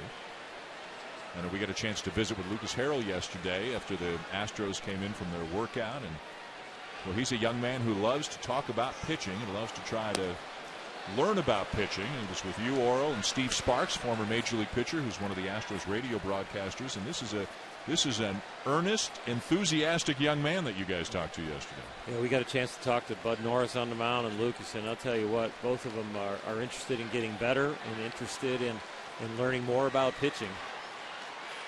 Lucas Harrell is a very precocious and energetic young man. He could break down at bats and remember at bats against certain hitters and what adjustment he's going to make this year and how he's going to attack certain guys and changing grips on a slider or a curveball. And he wants to learn everything he can.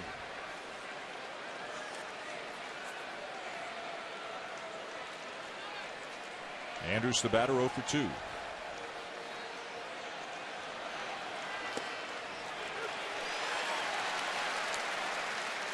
Apparently he's a smart kid too. If he went to you for pitching advice, I mean, you were a great pitcher. You don't go to that guy with a 6 ERA and ask him how to break down a hitter. Obviously he don't know. I never went and talked to a guy hitting 200. There's Lucas right there. He was 11-11 with a 3.7 ERA with a team that lost 107 games. Could have been a 20-game winner on the Yankees. Formerly of the White Sox. Put him on the Angels with their great offense. Give him a bullpen behind him, and that 11-11 is going to be a lot better than that. He's eating some innings up. He's striking people out. He's got to get his walks down a little bit, but as he continues to learn, he will.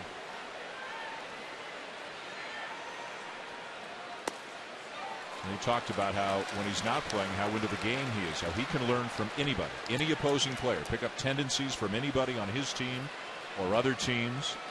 And you can see he's not the kind of guy who's going to goof around in the dugout. He's going to watch a game. Yeah, his head's not in the stands, and it's not working on sunflower seeds and not paying attention. He's right in there. So we can consider him close to being a real player.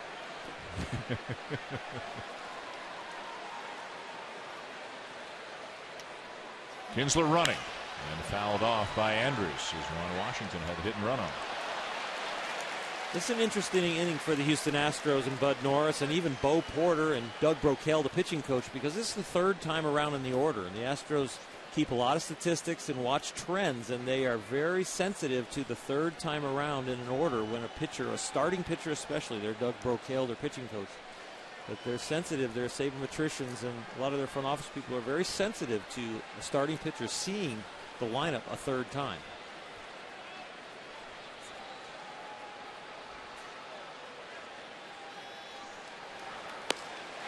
Swung on and missed by Andrews. Fifth strikeout for Norris. And activity now in the Houston pen. Another one of the veterans they've brought in, left-hander Eric Bedard, is up for the Astros, and he is going to work as a starter, but in the fifth starter spot. They got an off day early. They don't need him to start for a while, so he is up under the watchful eye of Dennis Martinez out of the Astro bullpen. El Presidente. El Perfecto. El Perfecto. El Nasty. El Perfecto against the Los Angeles Dodgers. That's right. In Dodger Stadium. He was one of the two guys that you could close your eyes and pretty much tell every pitch he was throwing just by the sound. His curveball made like a chainsaw sound, a buzzing sound like no one's did. A tight spin and the wind hitting the. You could hear it? Lace. Yes, absolutely you could hear it. Wow. Could you hit it with your eyes open? Nope.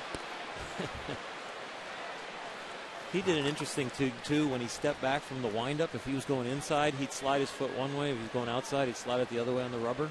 And you could actually watch it, but nobody ever picked it up. He threw a lot of dirt on the rubber, so you didn't know where he was going. 245 career wins for Dennis Martinez. Lance Berkman lines the ball to right field. That's a base hit. Kinsler around second and on his way to third. The Rangers with runners on the corners and one out here in the sixth.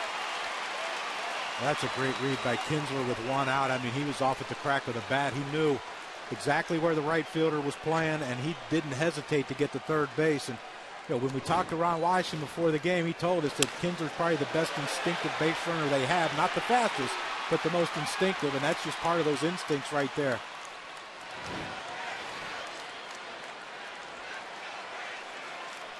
And here comes the pitching coach, Doug Brocail. The guy you coached, Oral.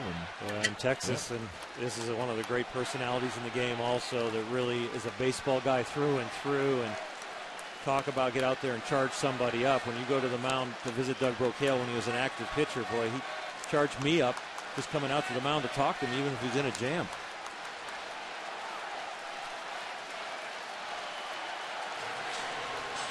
Great competitor. He sure was. You could bring him out of the bullpen where he hadn't pitched in 6-7 days and start him, and he'd go 95, 110 pitches for you, even though his top end was 15, 16 pitches 7 days ago. Whatever it took for a win, and he will teach that mentality to these young Houston pitchers. He better not hang a slider here. It's 4-3. Adrian Beltre, the batter. First and third, one out in the sixth. 4-0 Houston. He just missed the one the last at bat. Got it up a little too high. If it's down a little lower, he'd square that one up a little better. And you'll see him drop to his back knee. That's amazing how that happened. Line back to the mound, and everybody back safely. Well, John, you got it right. He hung it, and Adrian hit it hard. He just didn't lift it. He happened to hit it straight back up the middle like they were in a batting cage. He took it right back at the machine. That was a bullet that Adrian hit. Well, your natural instinct is to go to the third base, but the third baseman, the guy in third is really not going anywhere. The guy in first is the one that's, if he thinks that ball might hit the ground if it goes past him, he has to try to get there and beat the force play at second. If he'd have looked at first, he might have had Berkman. Good play just to stab it, though, by Norris for the second out. First and third, two down, and here's Murphy, who's walked and flied out. Norris up over 90 pitches. Trying to get out of this jam here in the sixth inning. And here's the same thing. He's got to watch hanging a slider right here to a left-handed hitter, not let that thing get lazy on the inner half. Let Murphy drop some head on it. He wants to stay hard away from him.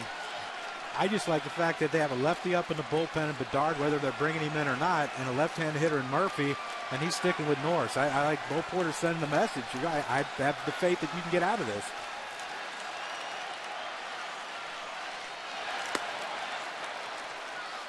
Well, you got to believe he's going to get Murphy, and he's also going to get Cruz on deck, being right-handed. And that could be his last hitter, possibly.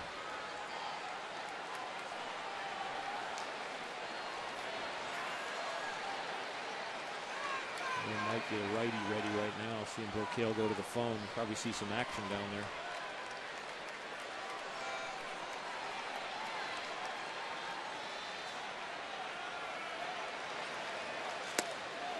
Outside, ball two. If they want the right-hander ready, you're going to get a visit right here from Castro because they're going to have to stall.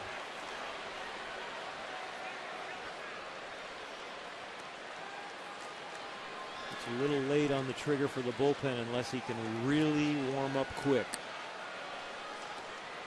Right-hander Reiner Cruz now starting to throw. They're getting a call saying to Dennis Martinez right now, get him back on the rubber. Get it going.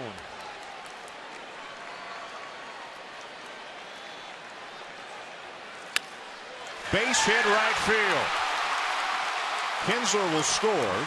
Berkman stops at second, and the Rangers are on the board now, trailing 4-1. In some ways, the bullpen should have been active from the right side. As soon as Beltre hit the line drive back at Norris and they got an out, yeah, they were fortunate to get an out. But now that right-hander down there in the bullpen is probably not ready for Cruz, and they're going to have to stall if they want to get Norris out of this game. Well, this is a veteran hitter in David Murphy. You've got the big hole between first and second with the runner on first. Watch his top hand, how it rolls over top of this ball. Deadly trying. Look at that top hand roll over.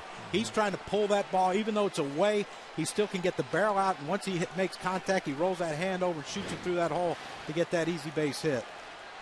That's beautiful. And now all of a sudden the tying run is at the plate. Nelson Cruz has walked and flied out.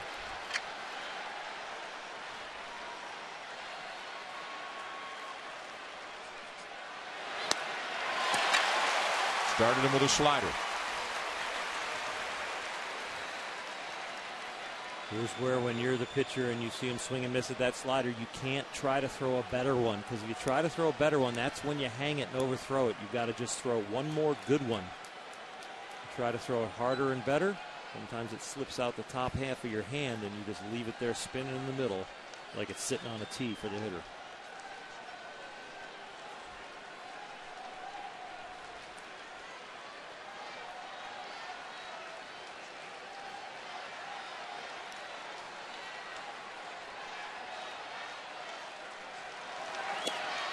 Another slider and a called strike over the outside corner. Yeah, look a little wide out there. Let's see what K-Zone thinks about it. That ball starts as a ball and ends up a ball. But Norris caught a break on the mound.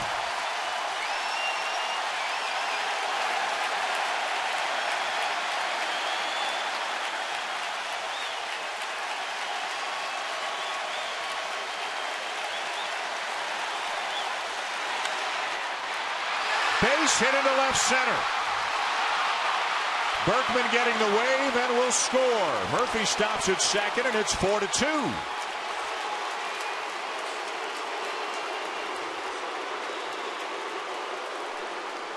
That's exactly what you're talking about. Well, it looked like he tried to throw the best slider of his career, and he hung it.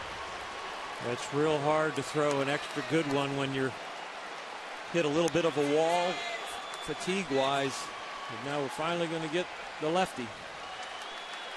So Norris goes 5 2/3, leaves with the lead, and the left-handed Bedard on his way in.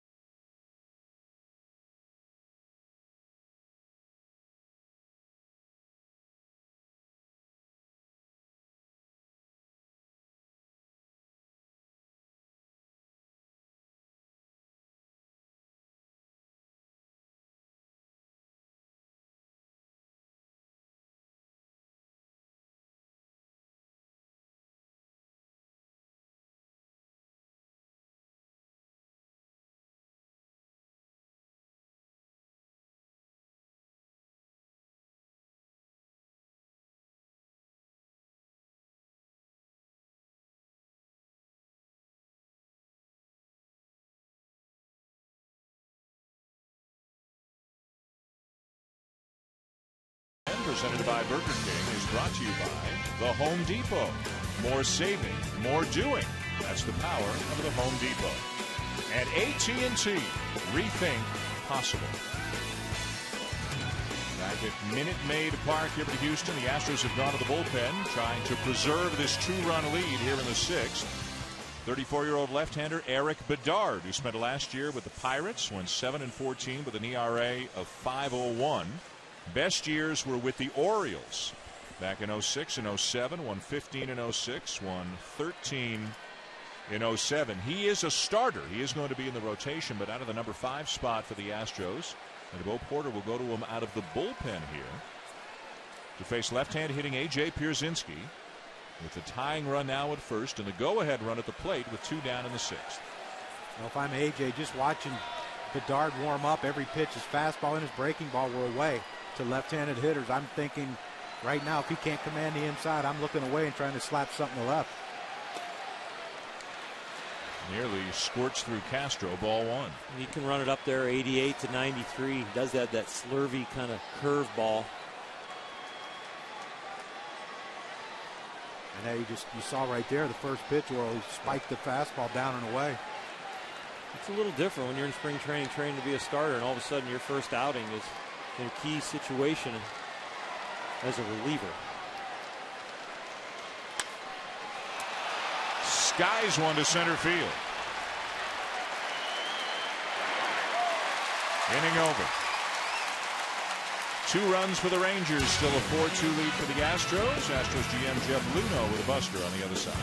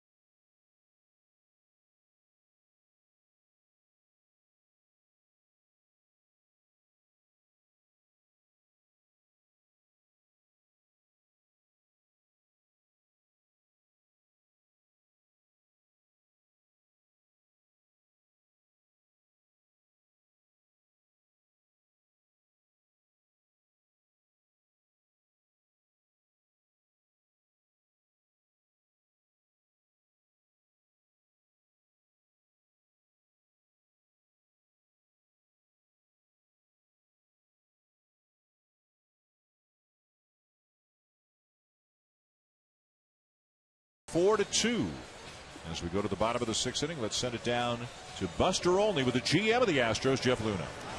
Jeff, I've heard from some of your peers, general managers with other teams, that the Astros probably are the purest form of implementation of statistical data. Tell me in a nutshell what your philosophy is. Well, it's pretty simple. We're trying to develop the best young talent in baseball and get the Astros back to where they used to be. They had a stretch there of 6 postseasons in 9 years, and that's what we want to get. We want to win a couple championships, and we know to do that we've got to develop our own players. So how we get our own players, we use a combination of good old-fashioned scouting and whatever information is available to us. And yes, some of that is today's modern statistics. Now, one of the interesting things you announced the other day, you're going with a tandem system in the minor leagues. Explain that. Well, one of our goals during the offseason was to build up our pitching depth at AAA so that we had a lot of starters. We made a lot of trades last year. About 12 of the players that came back were starting pitchers at the AA and AAA level, A-ball level. And so we ended up having an abundance of pitchers at all the full season clubs and realized that rather than make a decision about who the 5 starters should be after 1 month of spring training, let's put 8 of them in the rotation in groups of 2 and let the best ones emerge over time. And I think that's really the philosophy, and hopefully it'll work out. As it moves along, how are you going to evolve those pitchers to the point where they're throwing 100 pitches in a major league game? Well, the ones that are performing are actually going to have roughly the same innings as they would in a 5-man rotation. But over time, we actually expect to go back to a 5-man rotation. So later in the season, you want those guys to get some experience going through the lineup for the third time. That always seems to be a challenge for a lot of these young pitchers, and we want to give them that experience. But, for right now, I think for the months of April and May, we're going to go with the tandem system and see how it works. Since the publishing of the book Moneyball, there's been some resistance in the old school to the implementation of statistics. When you run into that with people that you work with, how do you deal with that? I think it's a conversation because ultimately we all have the same objective. We want to find the best players and put the best players on the field. And, if you have evidence that a player has performed well in the past, that's usually a good indication he's going to perform well in the future. And, you got to rely on your scouts, no question about it. But I think most clubs are using all the information they have available to them to make the best decisions, and that's all we're doing. And I think once you have the conversation, frankly, about it, everybody gets on the same page. Now, during this offseason, you didn't spend a lot of money on veteran free agents. A lot of teams in your position, sort of standard operating procedure to hire some journeyman veterans to usher along some of the younger players. Tell me what went into your decision to not go as extensively with that. Well, actually, we did. I mean, between Carlos Pena and Eric Bedard and some of the other players that we brought in, Rick Ankiel, these are players with a lot of major league experience, and we chose them not only for what they could do on the field, but also how we felt they would mentor our young players. And, when you sign free agents, you've got to play them. And frankly, we wanted to see what Matt Dominguez could do. We wanted to give Jason Castro a chance to play every day, Justin Maxwell a chance to play center field every day. And I think that's really the best strategy for us to get to the point where, we figure out what we have. We know we got exciting players coming. We saw them yesterday here. A lot of the future is not that far away. And, to sign a multi-year contract to a free agent right now and block these players from coming up just doesn't make sense with where we're going. Tell me about some of the best young players you're talking about. Well, it starts with Carlos Correa, our first-round pick from last year. He's just really an advanced young man, and he's got a chance to be in the big leagues, before he's 21 years old and be a regular, everyday star type of player. Jonathan Singleton, Mike Fultonevich was up here yesterday throwing in the high 90s. I mean, the list goes on. We have a very deep system right now, and I think it's going to provide players for us for a long time. And that's really when we want to get to the point where we constantly have good players coming up and getting ready to play in the big leagues. Jeff, thanks. Dan, back to you. All right, Buster, thank you. Buster with Jeff Luhnow, the general manager of the Astros, as Carlos Pena strikes out. That's 9 now for Matt Harrison. There's Justin Maxwell, had a 2-run triple in the 4th inning, driving in the first 2 runs of the big league season. And for clarity's sake, we should just talk about the tandem pitching system a little bit more so people understand. So what Jeff Luhnow is saying is they brought back a lot of young pitchers in all the trades when they traded away some of their veterans last year. And instead of choosing 5 based on spring training, they're going to designate 8 pitchers on every minor league team as starters.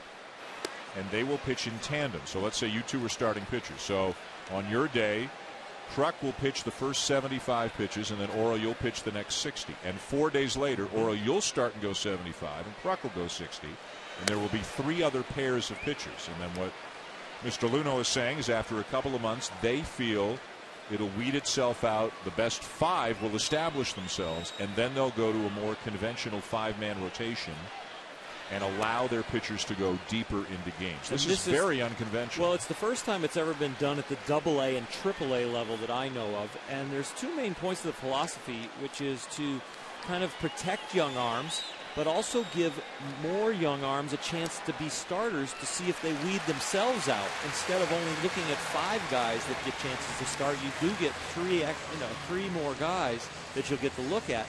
And sometimes guys develop in different patterns or late, and they're gonna have a chance to see 8 guys at every level. But the hard part for me is the guys sitting in AAA that are probably going to be their call-ups to the big leagues. Will those guys be ready to step in and go 100, 110 pitches? And will they be able to pitch through that barrier of fatigue that hit Bud Norris in that last inning, where that 3rd time around the order and you get past 80 pitches, 90 pitches? Can you pitch out of your own jams and give that bullpen a rest? Mike Maddox, the pitching coach, to the mound for the Rangers. You can see the night for Matt Harrison on the wrong end of a 4-2 score right now. And the basis of this, from what we understand, is, again, they've got a lot of candidates and they want to choose the best guys. They think they can keep their pitchers healthier by not extending them too much in the minors. And there is some statistical evidence, they say, Crucky, that supports that pitchers don't do as well the 3rd time through the order. But again, they're not saying they're going to do this in the majors, that this is a stepping stone stage, if you will, for them to choose who the best starters are and eventually have them going deeper into games. Well, and I kind of agree with that, the way this whole thing is set up, because a lot of times you label a guy in AA, he's a starting pitcher, AAA, he's a starter. Well, that's what he is. He's a starter. I think with this piggybacking type of theory is, now you can find a guy, okay, he can, how did he do starting? Well, he struggled a little bit. How did he do when he followed the starter up? Well, he did really well. Now you have a guy that you can possibly bring up to the big leagues and say, okay, he can get ready quick. He's better out of the bullpen. He doesn't have to think about it. And he's better that way. So, a lot of times guys come up to the big leagues as a starting pitcher all through the minor leagues, and they have to throw him out in the bullpen to be a long guy. Maybe now they'll be more prepared. You pitchers, though, Arl, as you will freely admit to, you're creatures of habit, and this is something different. But it is something different. And when I first heard about it at first blush and didn't read and talk to about the whole theory, I did disagree with it. Now that I've heard it, I'm starting to agree with it more, but maybe not at the AAA level. But you know what? Their AAA club isn't the perfect AAA club right now, where they're trying to feed the big league club and get guys ready as much as they're trying to weed through and still find out about people.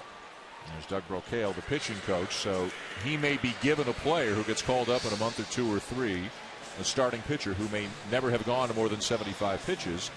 And then it takes, 4 or 5 starts until a guy can get up to 100? Well, what we're being told, though, that will only happen in the first 2 months, April and May. And then after May, they will go down at AA and AAA. Maybe not an A ball or below. They'll go down to 5 starters and start pushing the pitch counts a little deeper. Here's Matt Dominguez 0 for 2. The Astros up 4-2 in the bottom of the 6th here on opening night. It's just interesting to watch the game develop and watch people's different theories and see new statistics or new ways to look at the same numbers. And we're seeing the defensive metrics come in. We're seeing BABIP, balls in play. What is the batting average against the pitcher? And I think some of it has some merit, a lot of merit, and then other parts of it we still need to rely on the scouts and the eye test and the smell test of a guy's character. And do you project him as somebody that can learn and pay attention and get better? Jeff Luhnow coming from the Cardinals organization, where he was the scouting director for a number of years. Pitch in the dirt, ball 3, and the Cardinals have had some great drafts in recent years. They have some terrific young players who are coming through the system and now arriving at the major league level.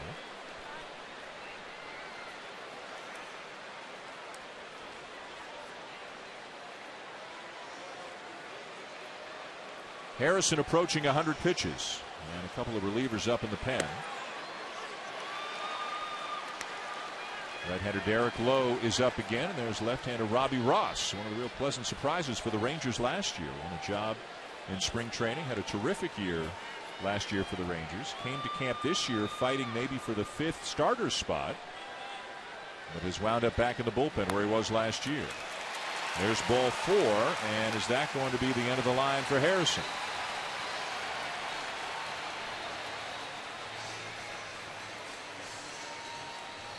It sure is.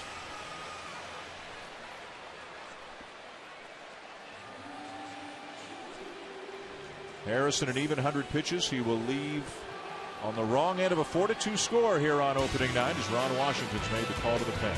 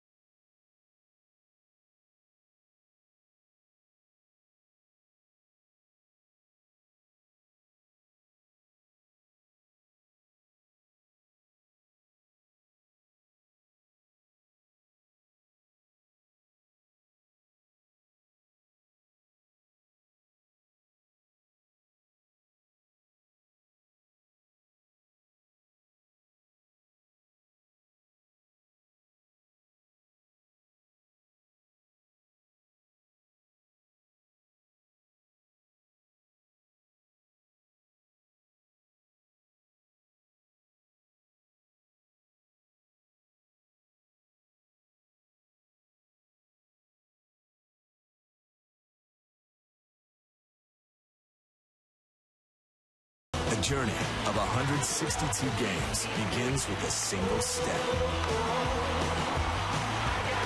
Opening day on ESPN.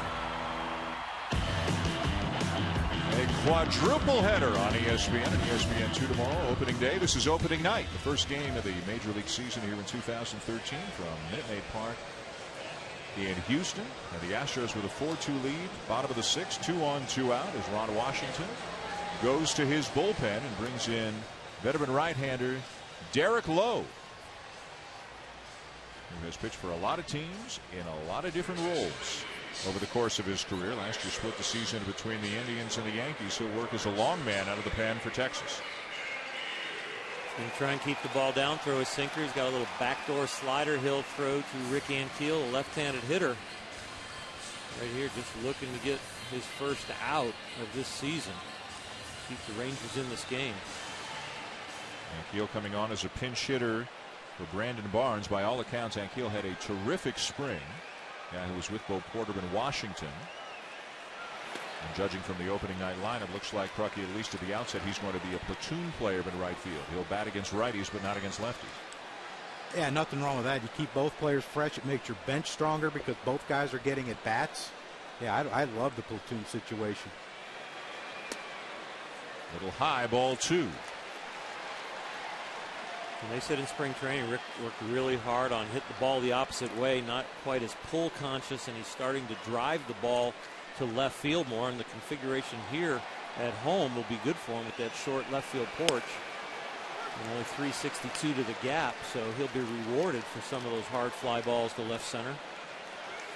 Yeah, in the book on Rick Ankiel, he's basically a pull hitter. Oral, you mentioned he's working the other way, and especially against a guy like Derek Lowe. You look at Martin, he's shading him to pull, but if the sinker baller is going to try to keep the ball away, and Derek Lowe keeps missing in, but you know, normally he's going to keep it away, and that's where Rick Ankiel's shooting his sights into left center field. He's changed his approach too. He's lowered his hands a little bit. He's a little more slow with his hands. And Derek Lowe has changed his approach, because normally 7 out of 8 pitches from Derek Lowe in his prime would be sinkers away to lefties, let him hit the top of it, and Derek knows that his is not a turbo sinker anymore, so he's really mixing up his pitches. He's gone fastball up and in, he's worked that slider in under his hands, and he's only gone once away with the fastball. Runners will be on the move. Full count, 2 down. And Ankiel lifts a towering fly ball to right field. And gone!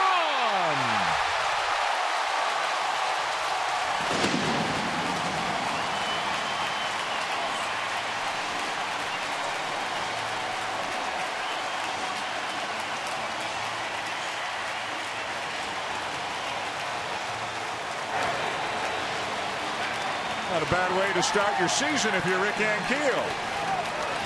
Well, the one thing is, as a left-handed hitter, and John, you know this better than anybody, when you start working the ball to left field, it keeps you on the breaking ball when they hang it. And so instead of pulling it foul or popping it up, this little breaking ball right here stays in the middle at 82 miles an hour. And Rick Ankiel with the lower hands is able to stay on it, not jump at it, and square it up and hit an awful long way. Even though it went to right, it was a left field approach that got that home run for him. Well, and when a guy's throwing 88 and his breaking ball's 82, there's not that big of a difference in it, so you can tell yourself, I'm going to shoot this thing to left. He throws me anything slow, I can still pull it. And like you said, well, keep it fair. That's the big thing.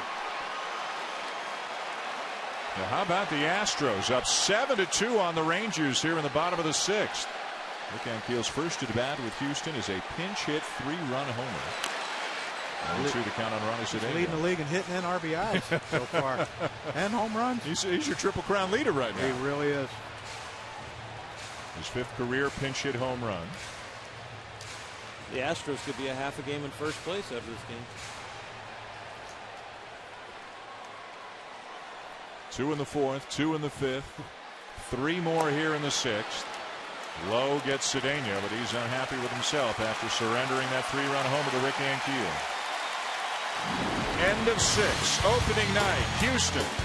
Home team up 7-2.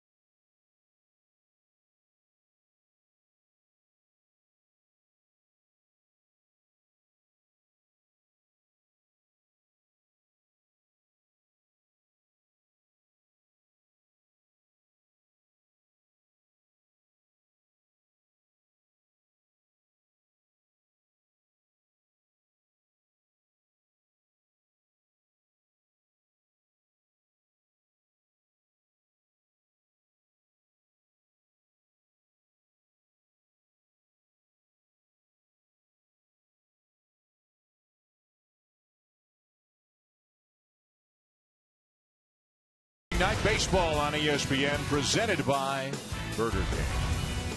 For the 7th in Houston. The man of the moment, Rick Ankiel, who hit the 3-run pinch hit homer for the Astros to extend the lead to 7-2, stays in the game in right field. Eric Bedard back on the mound. Mitch Moreland, the batter, and he takes outside ball 1. Well, we talked about the veterans that they brought in. They're kind of Bo Porter, hand-picked guys. Well, when you're going to further the manager's message to young players, it always helps when you contribute and you put up numbers also. It's a lot more weight to your words than if you're sitting on the bench hitting 180 and not contributing, but you're the veteran that's given the message. And Bedard on the mound was brought in for that, and he can have a good outing tonight, maybe, and fill a role. Pena, who's brought in, also has a base hit tonight, and now Rick Ankiel comes off the bench and gives him a lot of breathing room. And this is where an unbalanced lineup with the Rangers right now is they're getting easy to manage against, because A.J. Przinsky, Mitch Moreland, and Martin probably going to pinch hit for Martin, maybe with Gentry, but Bedard's going to get 2 lefties, and then if they pinch hit, you can always bring in they pinch hit Gentry, you can bring in a right-hand reliever to face Gentry. So everything sets up in your favor when you stack your lineup with 3 consecutive lefties.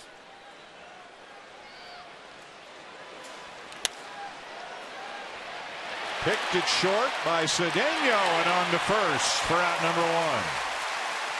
It was a nice little play by Cedeno. Even better positioning by the defense of the Astros. Had him right up the middle right there in the right spot. Cedeno brought in late in spring training after being released by the Cardinals just to come in as a glove man. Really weren't counting on his bat. He fielded that one very cleanly and was in the right spot.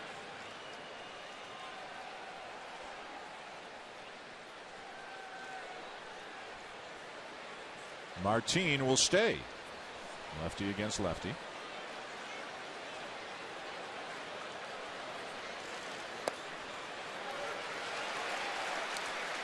There's no one warming up in the bullpen, and I know they want to give the kid a chance to prove himself, but he hit 359 last year in AAA, so he had to get some hits off lefties.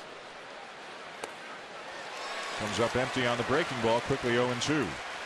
Well, we asked Ron Washington about a scouting report on his offense. He really felt like that early in the season he'd be kind of in survival mode and really learning how to hit up here at the big league level, that they really made the team for his glove.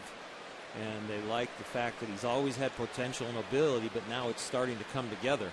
But this is a big challenge for survival mode. To swing that big, I know he's excited. It's opening day, and he's in the big leagues. If he doesn't tone down that swing a little bit with the head jerking and pulling off, he's gonna struggle.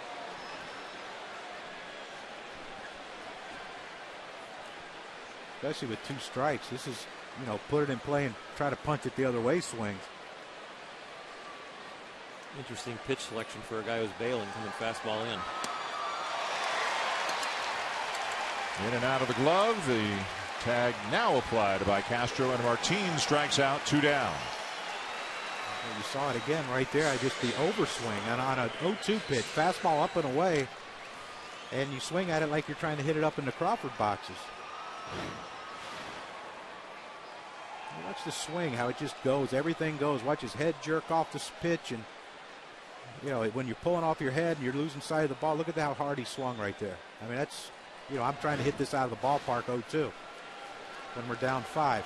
Shorten up and use your legs. Put the ball in play. Back to the top of the order for Kinsler, 0-2 with a walk.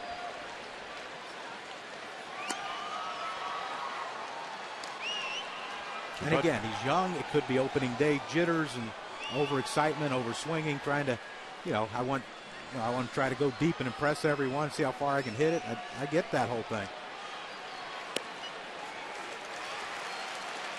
I remember my first big league at bat. I faced Bob Welch. I was trying to, and this is one of the reasons I don't like Dodger Stadium, because they had so many great pitchers. So people in L.A. who think that, I don't like Dodger Stadium because of whatever, it's because they had such good pitching. But I was trying to go deep. Bedard gets him in order. Still 7-2 Astros.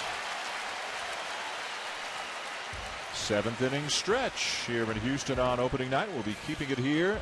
Lyle Lovett, who sung the national anthem before the game, is still here, and will sing God Bless America here on opening night.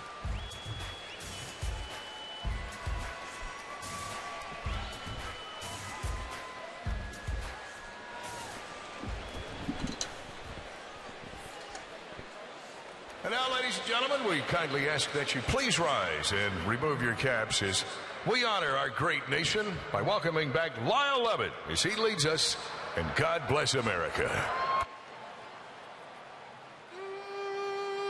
God bless America, land that I love. Stand beside her and guide her through the night with a light from above. From the mountains to the prairies to the ocean white with foam. God bless America, my home, sweet home. God bless America,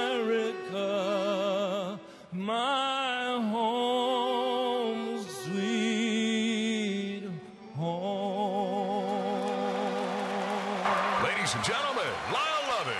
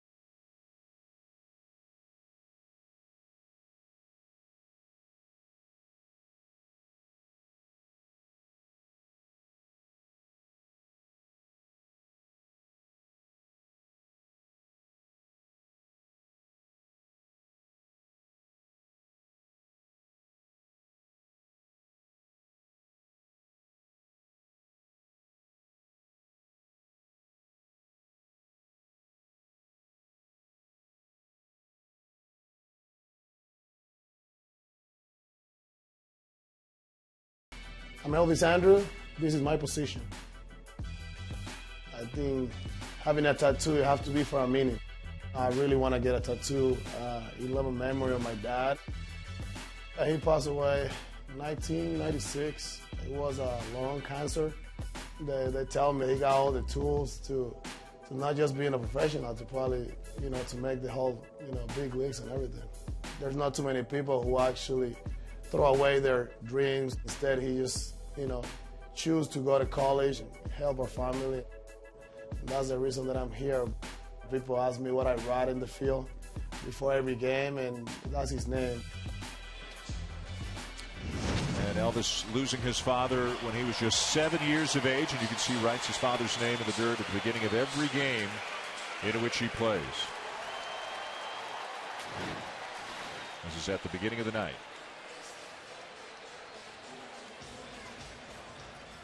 Thinking of his dad every time he takes a major league field. We go to the bottom of the seventh here in Houston on opening night, and the Astros have a 7-2 lead on the Texas Rangers. A newcomer to Texas, right-hander Jason Frazier is into the game. Frazier's been in the big leagues 9 years, and all but 2 months of that with the Blue Jays. Spent the last couple of months of 2011 with the White Sox. He's made over 500 big league appearances. Top of the order, Jose Altuve. Ground ball at Andrews, 1 down.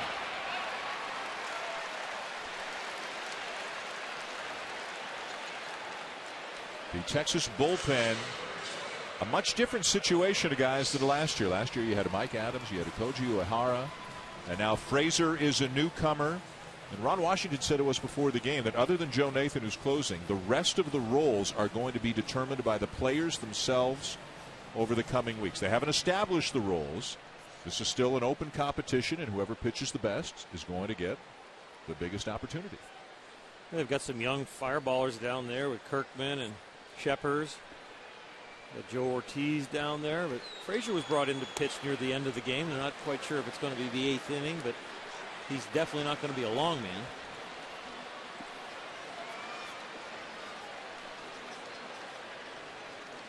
Brett Wallace, the batter, 1 for 3.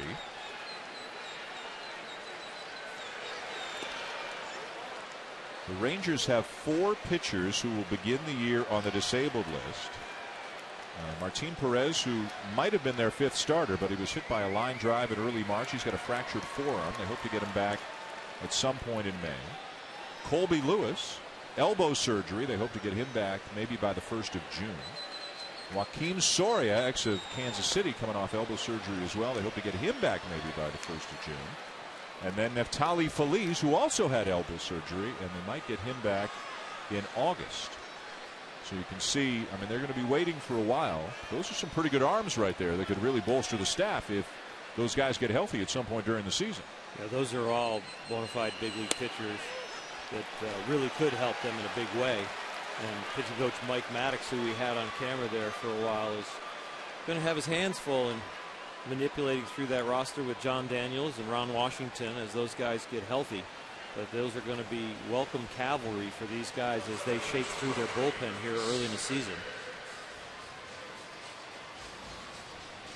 Quickly, 2 outs here in the bottom of the 7th, and Frazier will face Chris Carter, 0 for 3 with a couple of strikeouts. Matt Harrison gives up 6 earned runs through 5 2/3. Actually, one of the runs unearned. 6 runs, 5 of them earned through 5 2/3. So he's on the hook for the loss right now. Bud Norris gives up 2 runs, both earned through 5 2/3, and in line for the win if things keep on rolling for the Astros.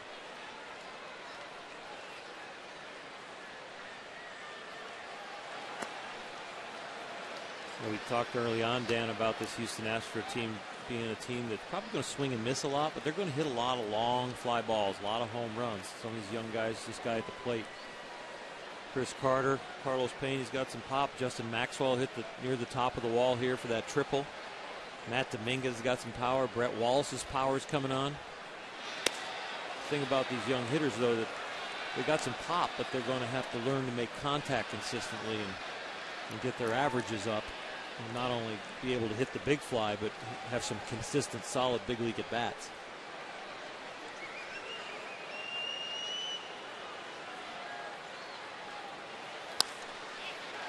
Down to third. Gobbled up by Beltre, and the inning is over. Astros go in order. We're going to the top of the 8th at Houston. Elvis Andrus will lead it off for the Rangers. We're down 7-2 here on opening night.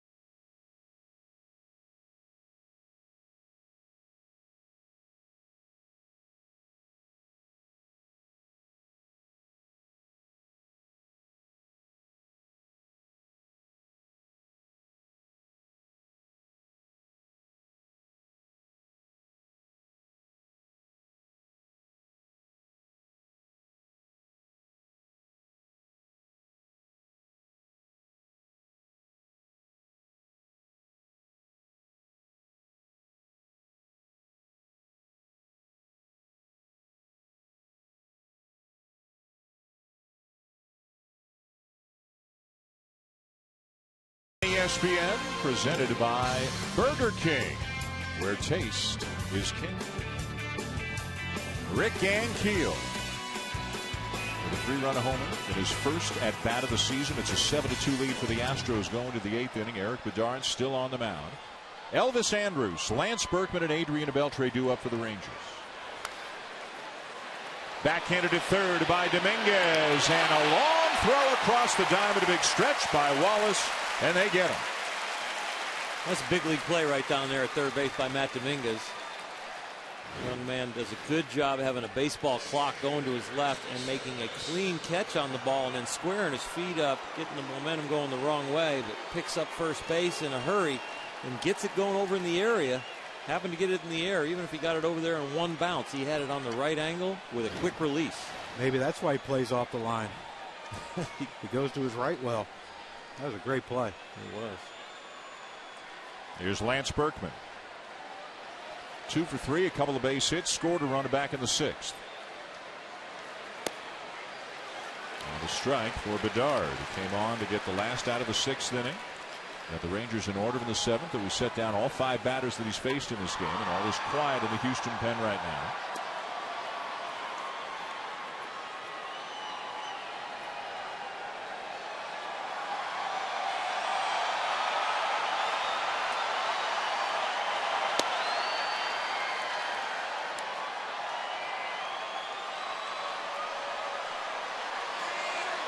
$41,307, a sellout here on opening night in Houston. And so far, so good if you're a fan of the home team.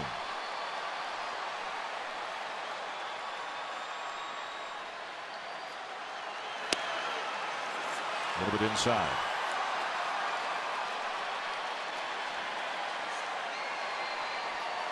This is a 3-game series. They won't play tomorrow, but the two teams will meet again here Tuesday night.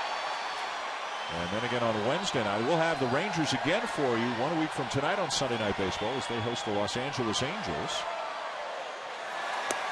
And we're thinking maybe Jared Weaver and Yu Darvish.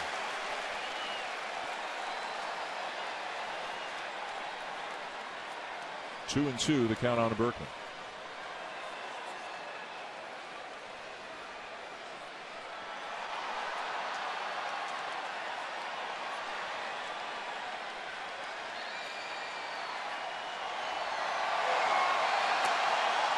Big breaking ball winds up down and in, full count.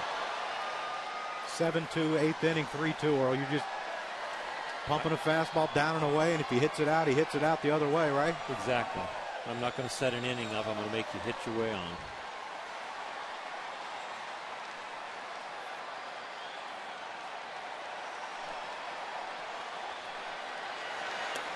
Did he go? Yes, he did. Couldn't check the swing on that curveball. 2 down. Game's changed, John. Going to fake him out with the curveball. Yeah, but Lance Berkman's a veteran, and he was looking same thing as I would have been looking for, the heater. Look at how the Rangers have done tonight. Just 2 runs. They've been driven in by David Murphy and Nelson Cruz. 2 runs on 5 hits for the Texas Rangers. Last year, the highest scoring team in baseball. Some changes. Obviously, Josh Hamilton, Michael Young, Mike Napoli no longer here. They've brought in A.J. Brzezinski, Lance Berkman. But haven't done a whole lot with the bats here tonight. Beltre pops it up. And it's another 3-up, 3-down inning for Eric Bedard. To the bottom of the 8th on opening night. And the Astros have a 7-2 lead on the Rangers.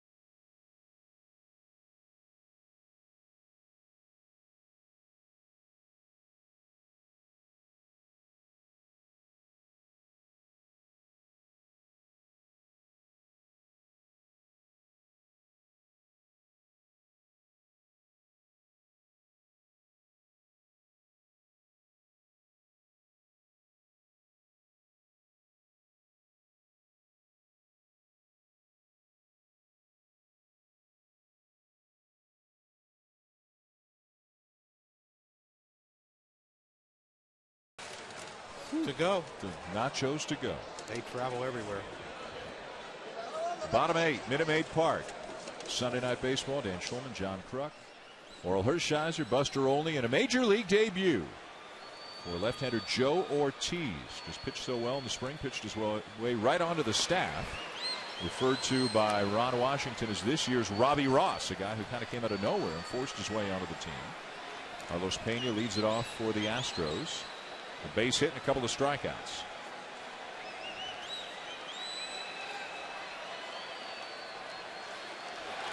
Ortiz, just 5'7", 22 years of age, from Venezuela. First major league appearance. And Ron Washington tells us he pounds the strike zone. They knew he was getting all kinds of outs in the minors. They wanted to see what happened in spring training games at a big league camp.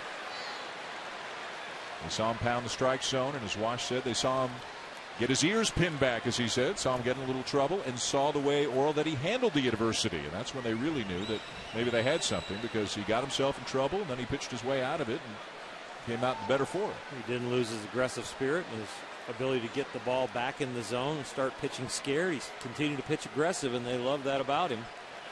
These opportunities exist when you have guys on the DL that are going to be back soon, and you don't want to clog your roster. So there is an opportunity on the Rangers for some young guys to make an impact and win a job, and then get a month and a half tryout while they're waiting for Story to come back, while they're waiting for Feliz to get back, while they're waiting for Colby Lewis to get back. Right down the middle with a fastball for out number 1. Let's go down to Buster Olney. Guys, the Rangers chief executive officer Nolan Ryan has been with the team the last couple of days, but he told reporters nothing has been settled about his standing with the team. This, of course, came up during spring training, hovered over the team after some titles within the organization changed. Ryan met with the Rangers ownership to talk about whether or not he still has a voice that he wants in the organization. I've talked to friends of his who think it's better than 50-50 that eventually he's going to leave the team. A guy who has meant so much to baseball in this whole state, guys, to both of these teams, to both Houston and Texas. And, you know, you'd like to see a guy like Nolan Ryan obviously be able to go out on his own terms. I mean, some people say, well, nothing's really changed other than the title. There's a ball line down the right field line. That's a fair ball off the bat of Maxwell. He's on his way to second, and he's looking for his second triple of the night, and he's got it standing up.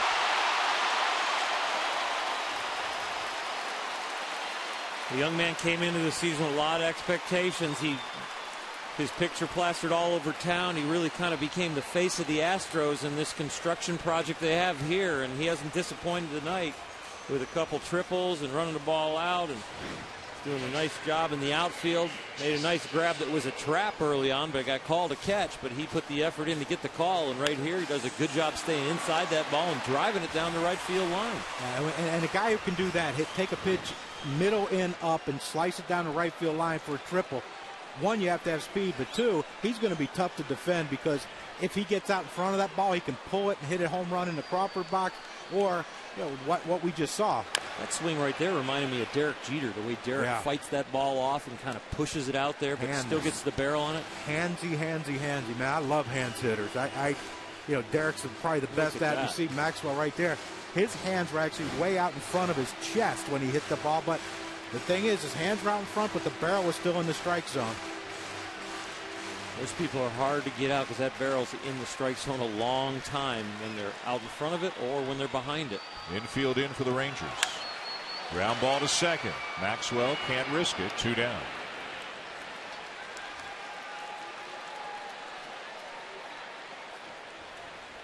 So Castro can't bring him in. Looking for a little insurance here in the bottom of the 8th.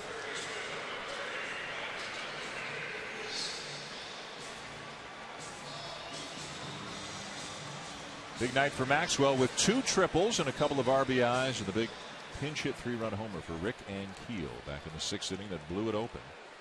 It's been a good night for the Astros. Got a good performance from Bud Norris, Eric Bedard, terrific out of the pen. The offense has delivered. And Matt Dominguez comes up, takes a strike.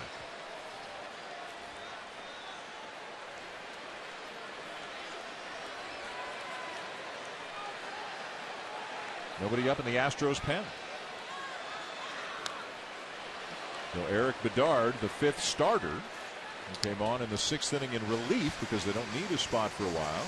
Kind of feels like the minor league tandem thing going on. You're here, right. You know, we got You're an right. A-ball, AA, AAA. Yep. We're going to do it at the big leagues. We're going to take 2 starters and split the game. I think Bud Norris had 97 pitches. Eric Bedard coming in for the next half of the game. Kinsler can barehanded, and another run will score.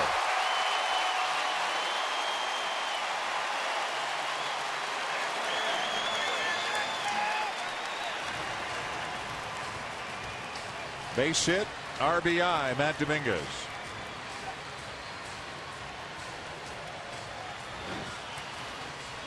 This is Bullet. You just try and protect yourself out there. You don't get mad you couldn't catch it. But right there, Kinsler did everything he could to try and save this run with 2 out. He just doesn't get it in his hand and the webbing of his fingers, and it's do or die play. You don't second guess him for going barehand there and try and save the run. Rangers playing behind the runner as Ankiel fouls it off left side.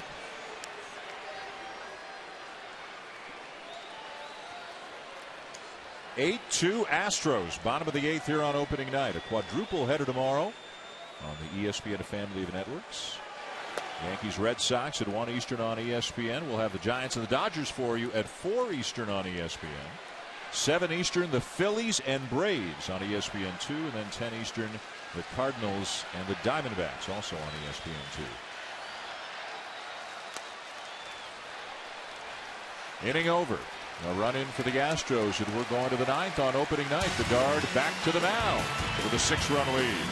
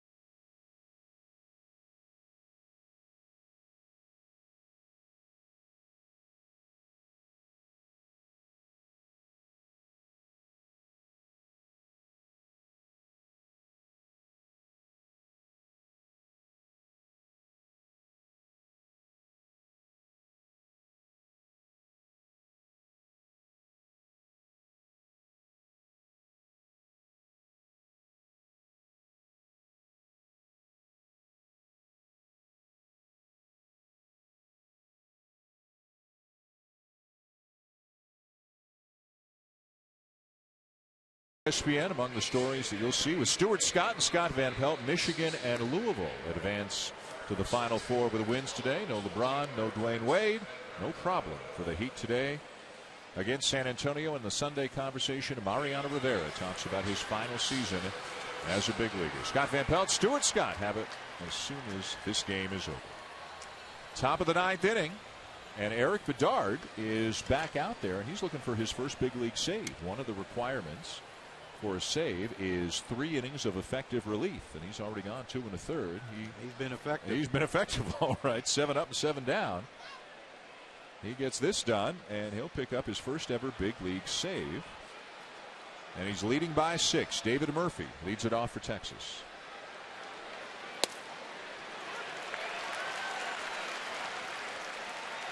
Murphy a walk, a fly ball, and an RBI single.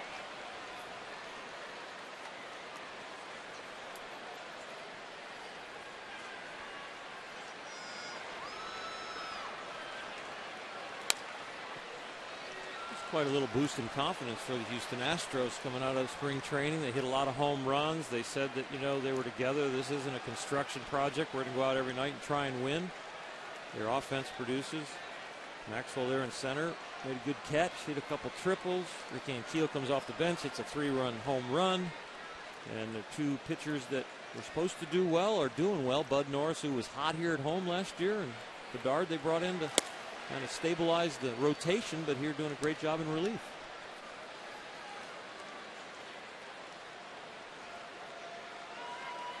Did Maxwell struggle this spring? A little bit. They said that just shows you his timing was off. It shows you how important that is.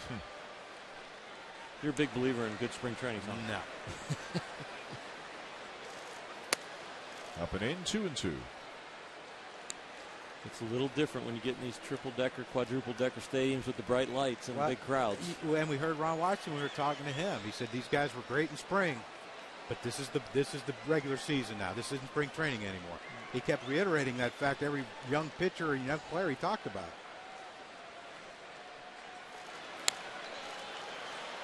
And it is different, or Oh yeah. Spring training. It's different now than when I played. We used to get a couple thousand people. Now they're, 8,000-10,000 come to these spring training games. And the ballparks are so beautiful right now, in a lot of these spring training camps. And it is different. We knew it was an exhibition game. These games now with all these people, you feel like a regular season. There's definitely a different adrenaline rush, different pitch selections that you see, all different kinds of stuff once you get to the regular season at these stadiums that are so beautiful. And if you pack them, you get to stand out there on that bumper in that batter's box. It's a special feeling.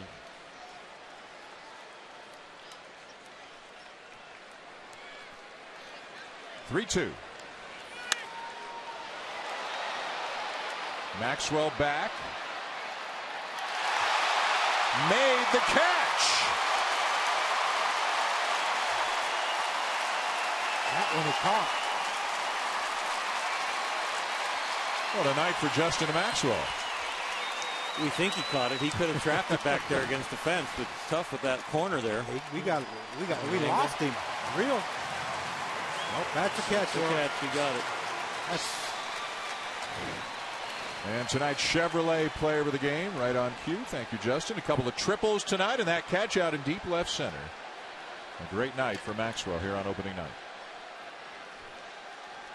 They had another baseball tonight. They'd be dialing up some web gems with Maxwell and Dominguez. And a trap gem. Hey, if it's an out, it's a gem. It's a CZ. You ever have any web gems that were traps? I never had a web gem. No, I mean as a broadcaster, not as a player. I mean, in all the years you've been in studio, did you ever award one on even though it was a trap, if the umpire called it a catch? Now you're asking me to recall something that happened in the past. A little late in the season for that, Dan. I hear you. We're all the way into the ninth inning of the first game.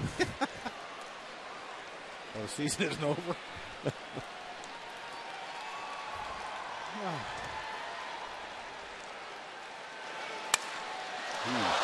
Broken bat, base hit.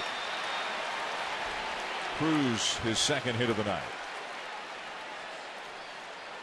Do you play baseball or softball? Tell us what you play for by uploading a video to social media with hashtag #IPLAY, and your video may be featured on MLBFanCave.com. 1 on, 1 out. Rangers down by 6 here in the ninth inning. I invite you to join us again tomorrow. 4 games. John and Oral and Buster and I will be out in Los Angeles. The Giants and the Dodgers. Matt Cain and Clayton Kershaw, the pitching matchup. A.J. Pierzynski's 1 for 3.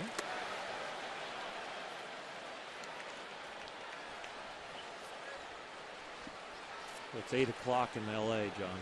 We got a day game tomorrow. We got to get up. We got to get there. We're in Houston. I think we'll make it there. It's part of the gig. And a good gig. It's a great gig.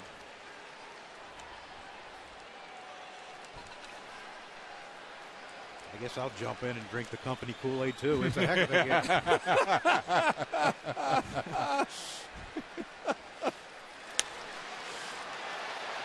Fly ball to left.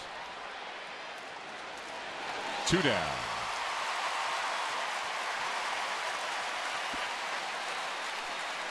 Settle in tomorrow beginning at 1 o'clock Eastern time. 4 games coming your way. The Astros an out away from a win on opening night.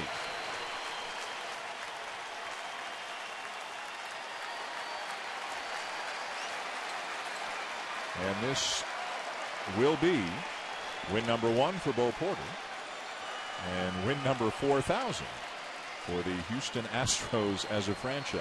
But they'll take 1-0. Mitch Moreland. Runner goes, and into second on defensive indifference. First big league hit, first big league win, first big league at bat. And for a manager, I'm sure it's just as special getting that first day to manage and then first win. He's got to be really excited inside. That scorecard will get signed by everyone and framed and put up in his office. And he talked so much before this game about, for the city of Houston and the Houston Astros joining the American League, what a historic game this is and how important it is to him and the whole organization, the whole city. He's going to be a proud man tonight. And you know what? After meeting him the last couple days and sitting around and talking to him, that is a good man. He's a straight shooter. He wants the best for this organization, for these kids and the players around him. And it might be his first day on the job, but he's handled it very, very well.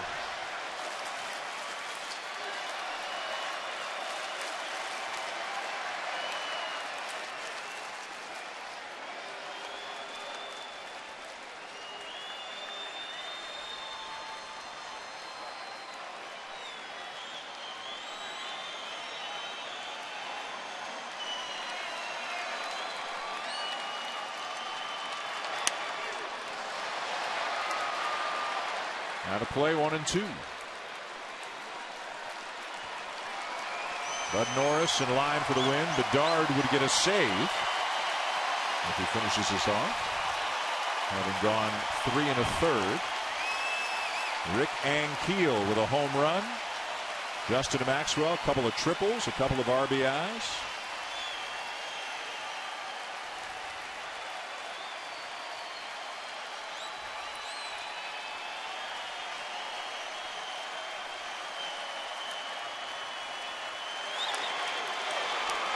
Moreland fights one off.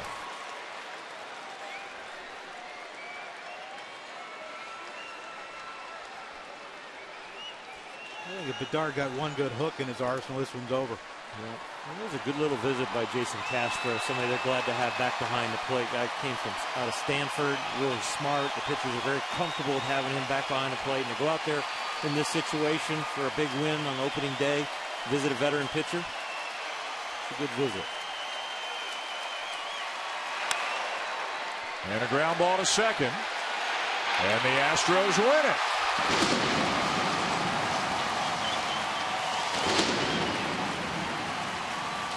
Bo Porter gets a win in his first game as a big league manager.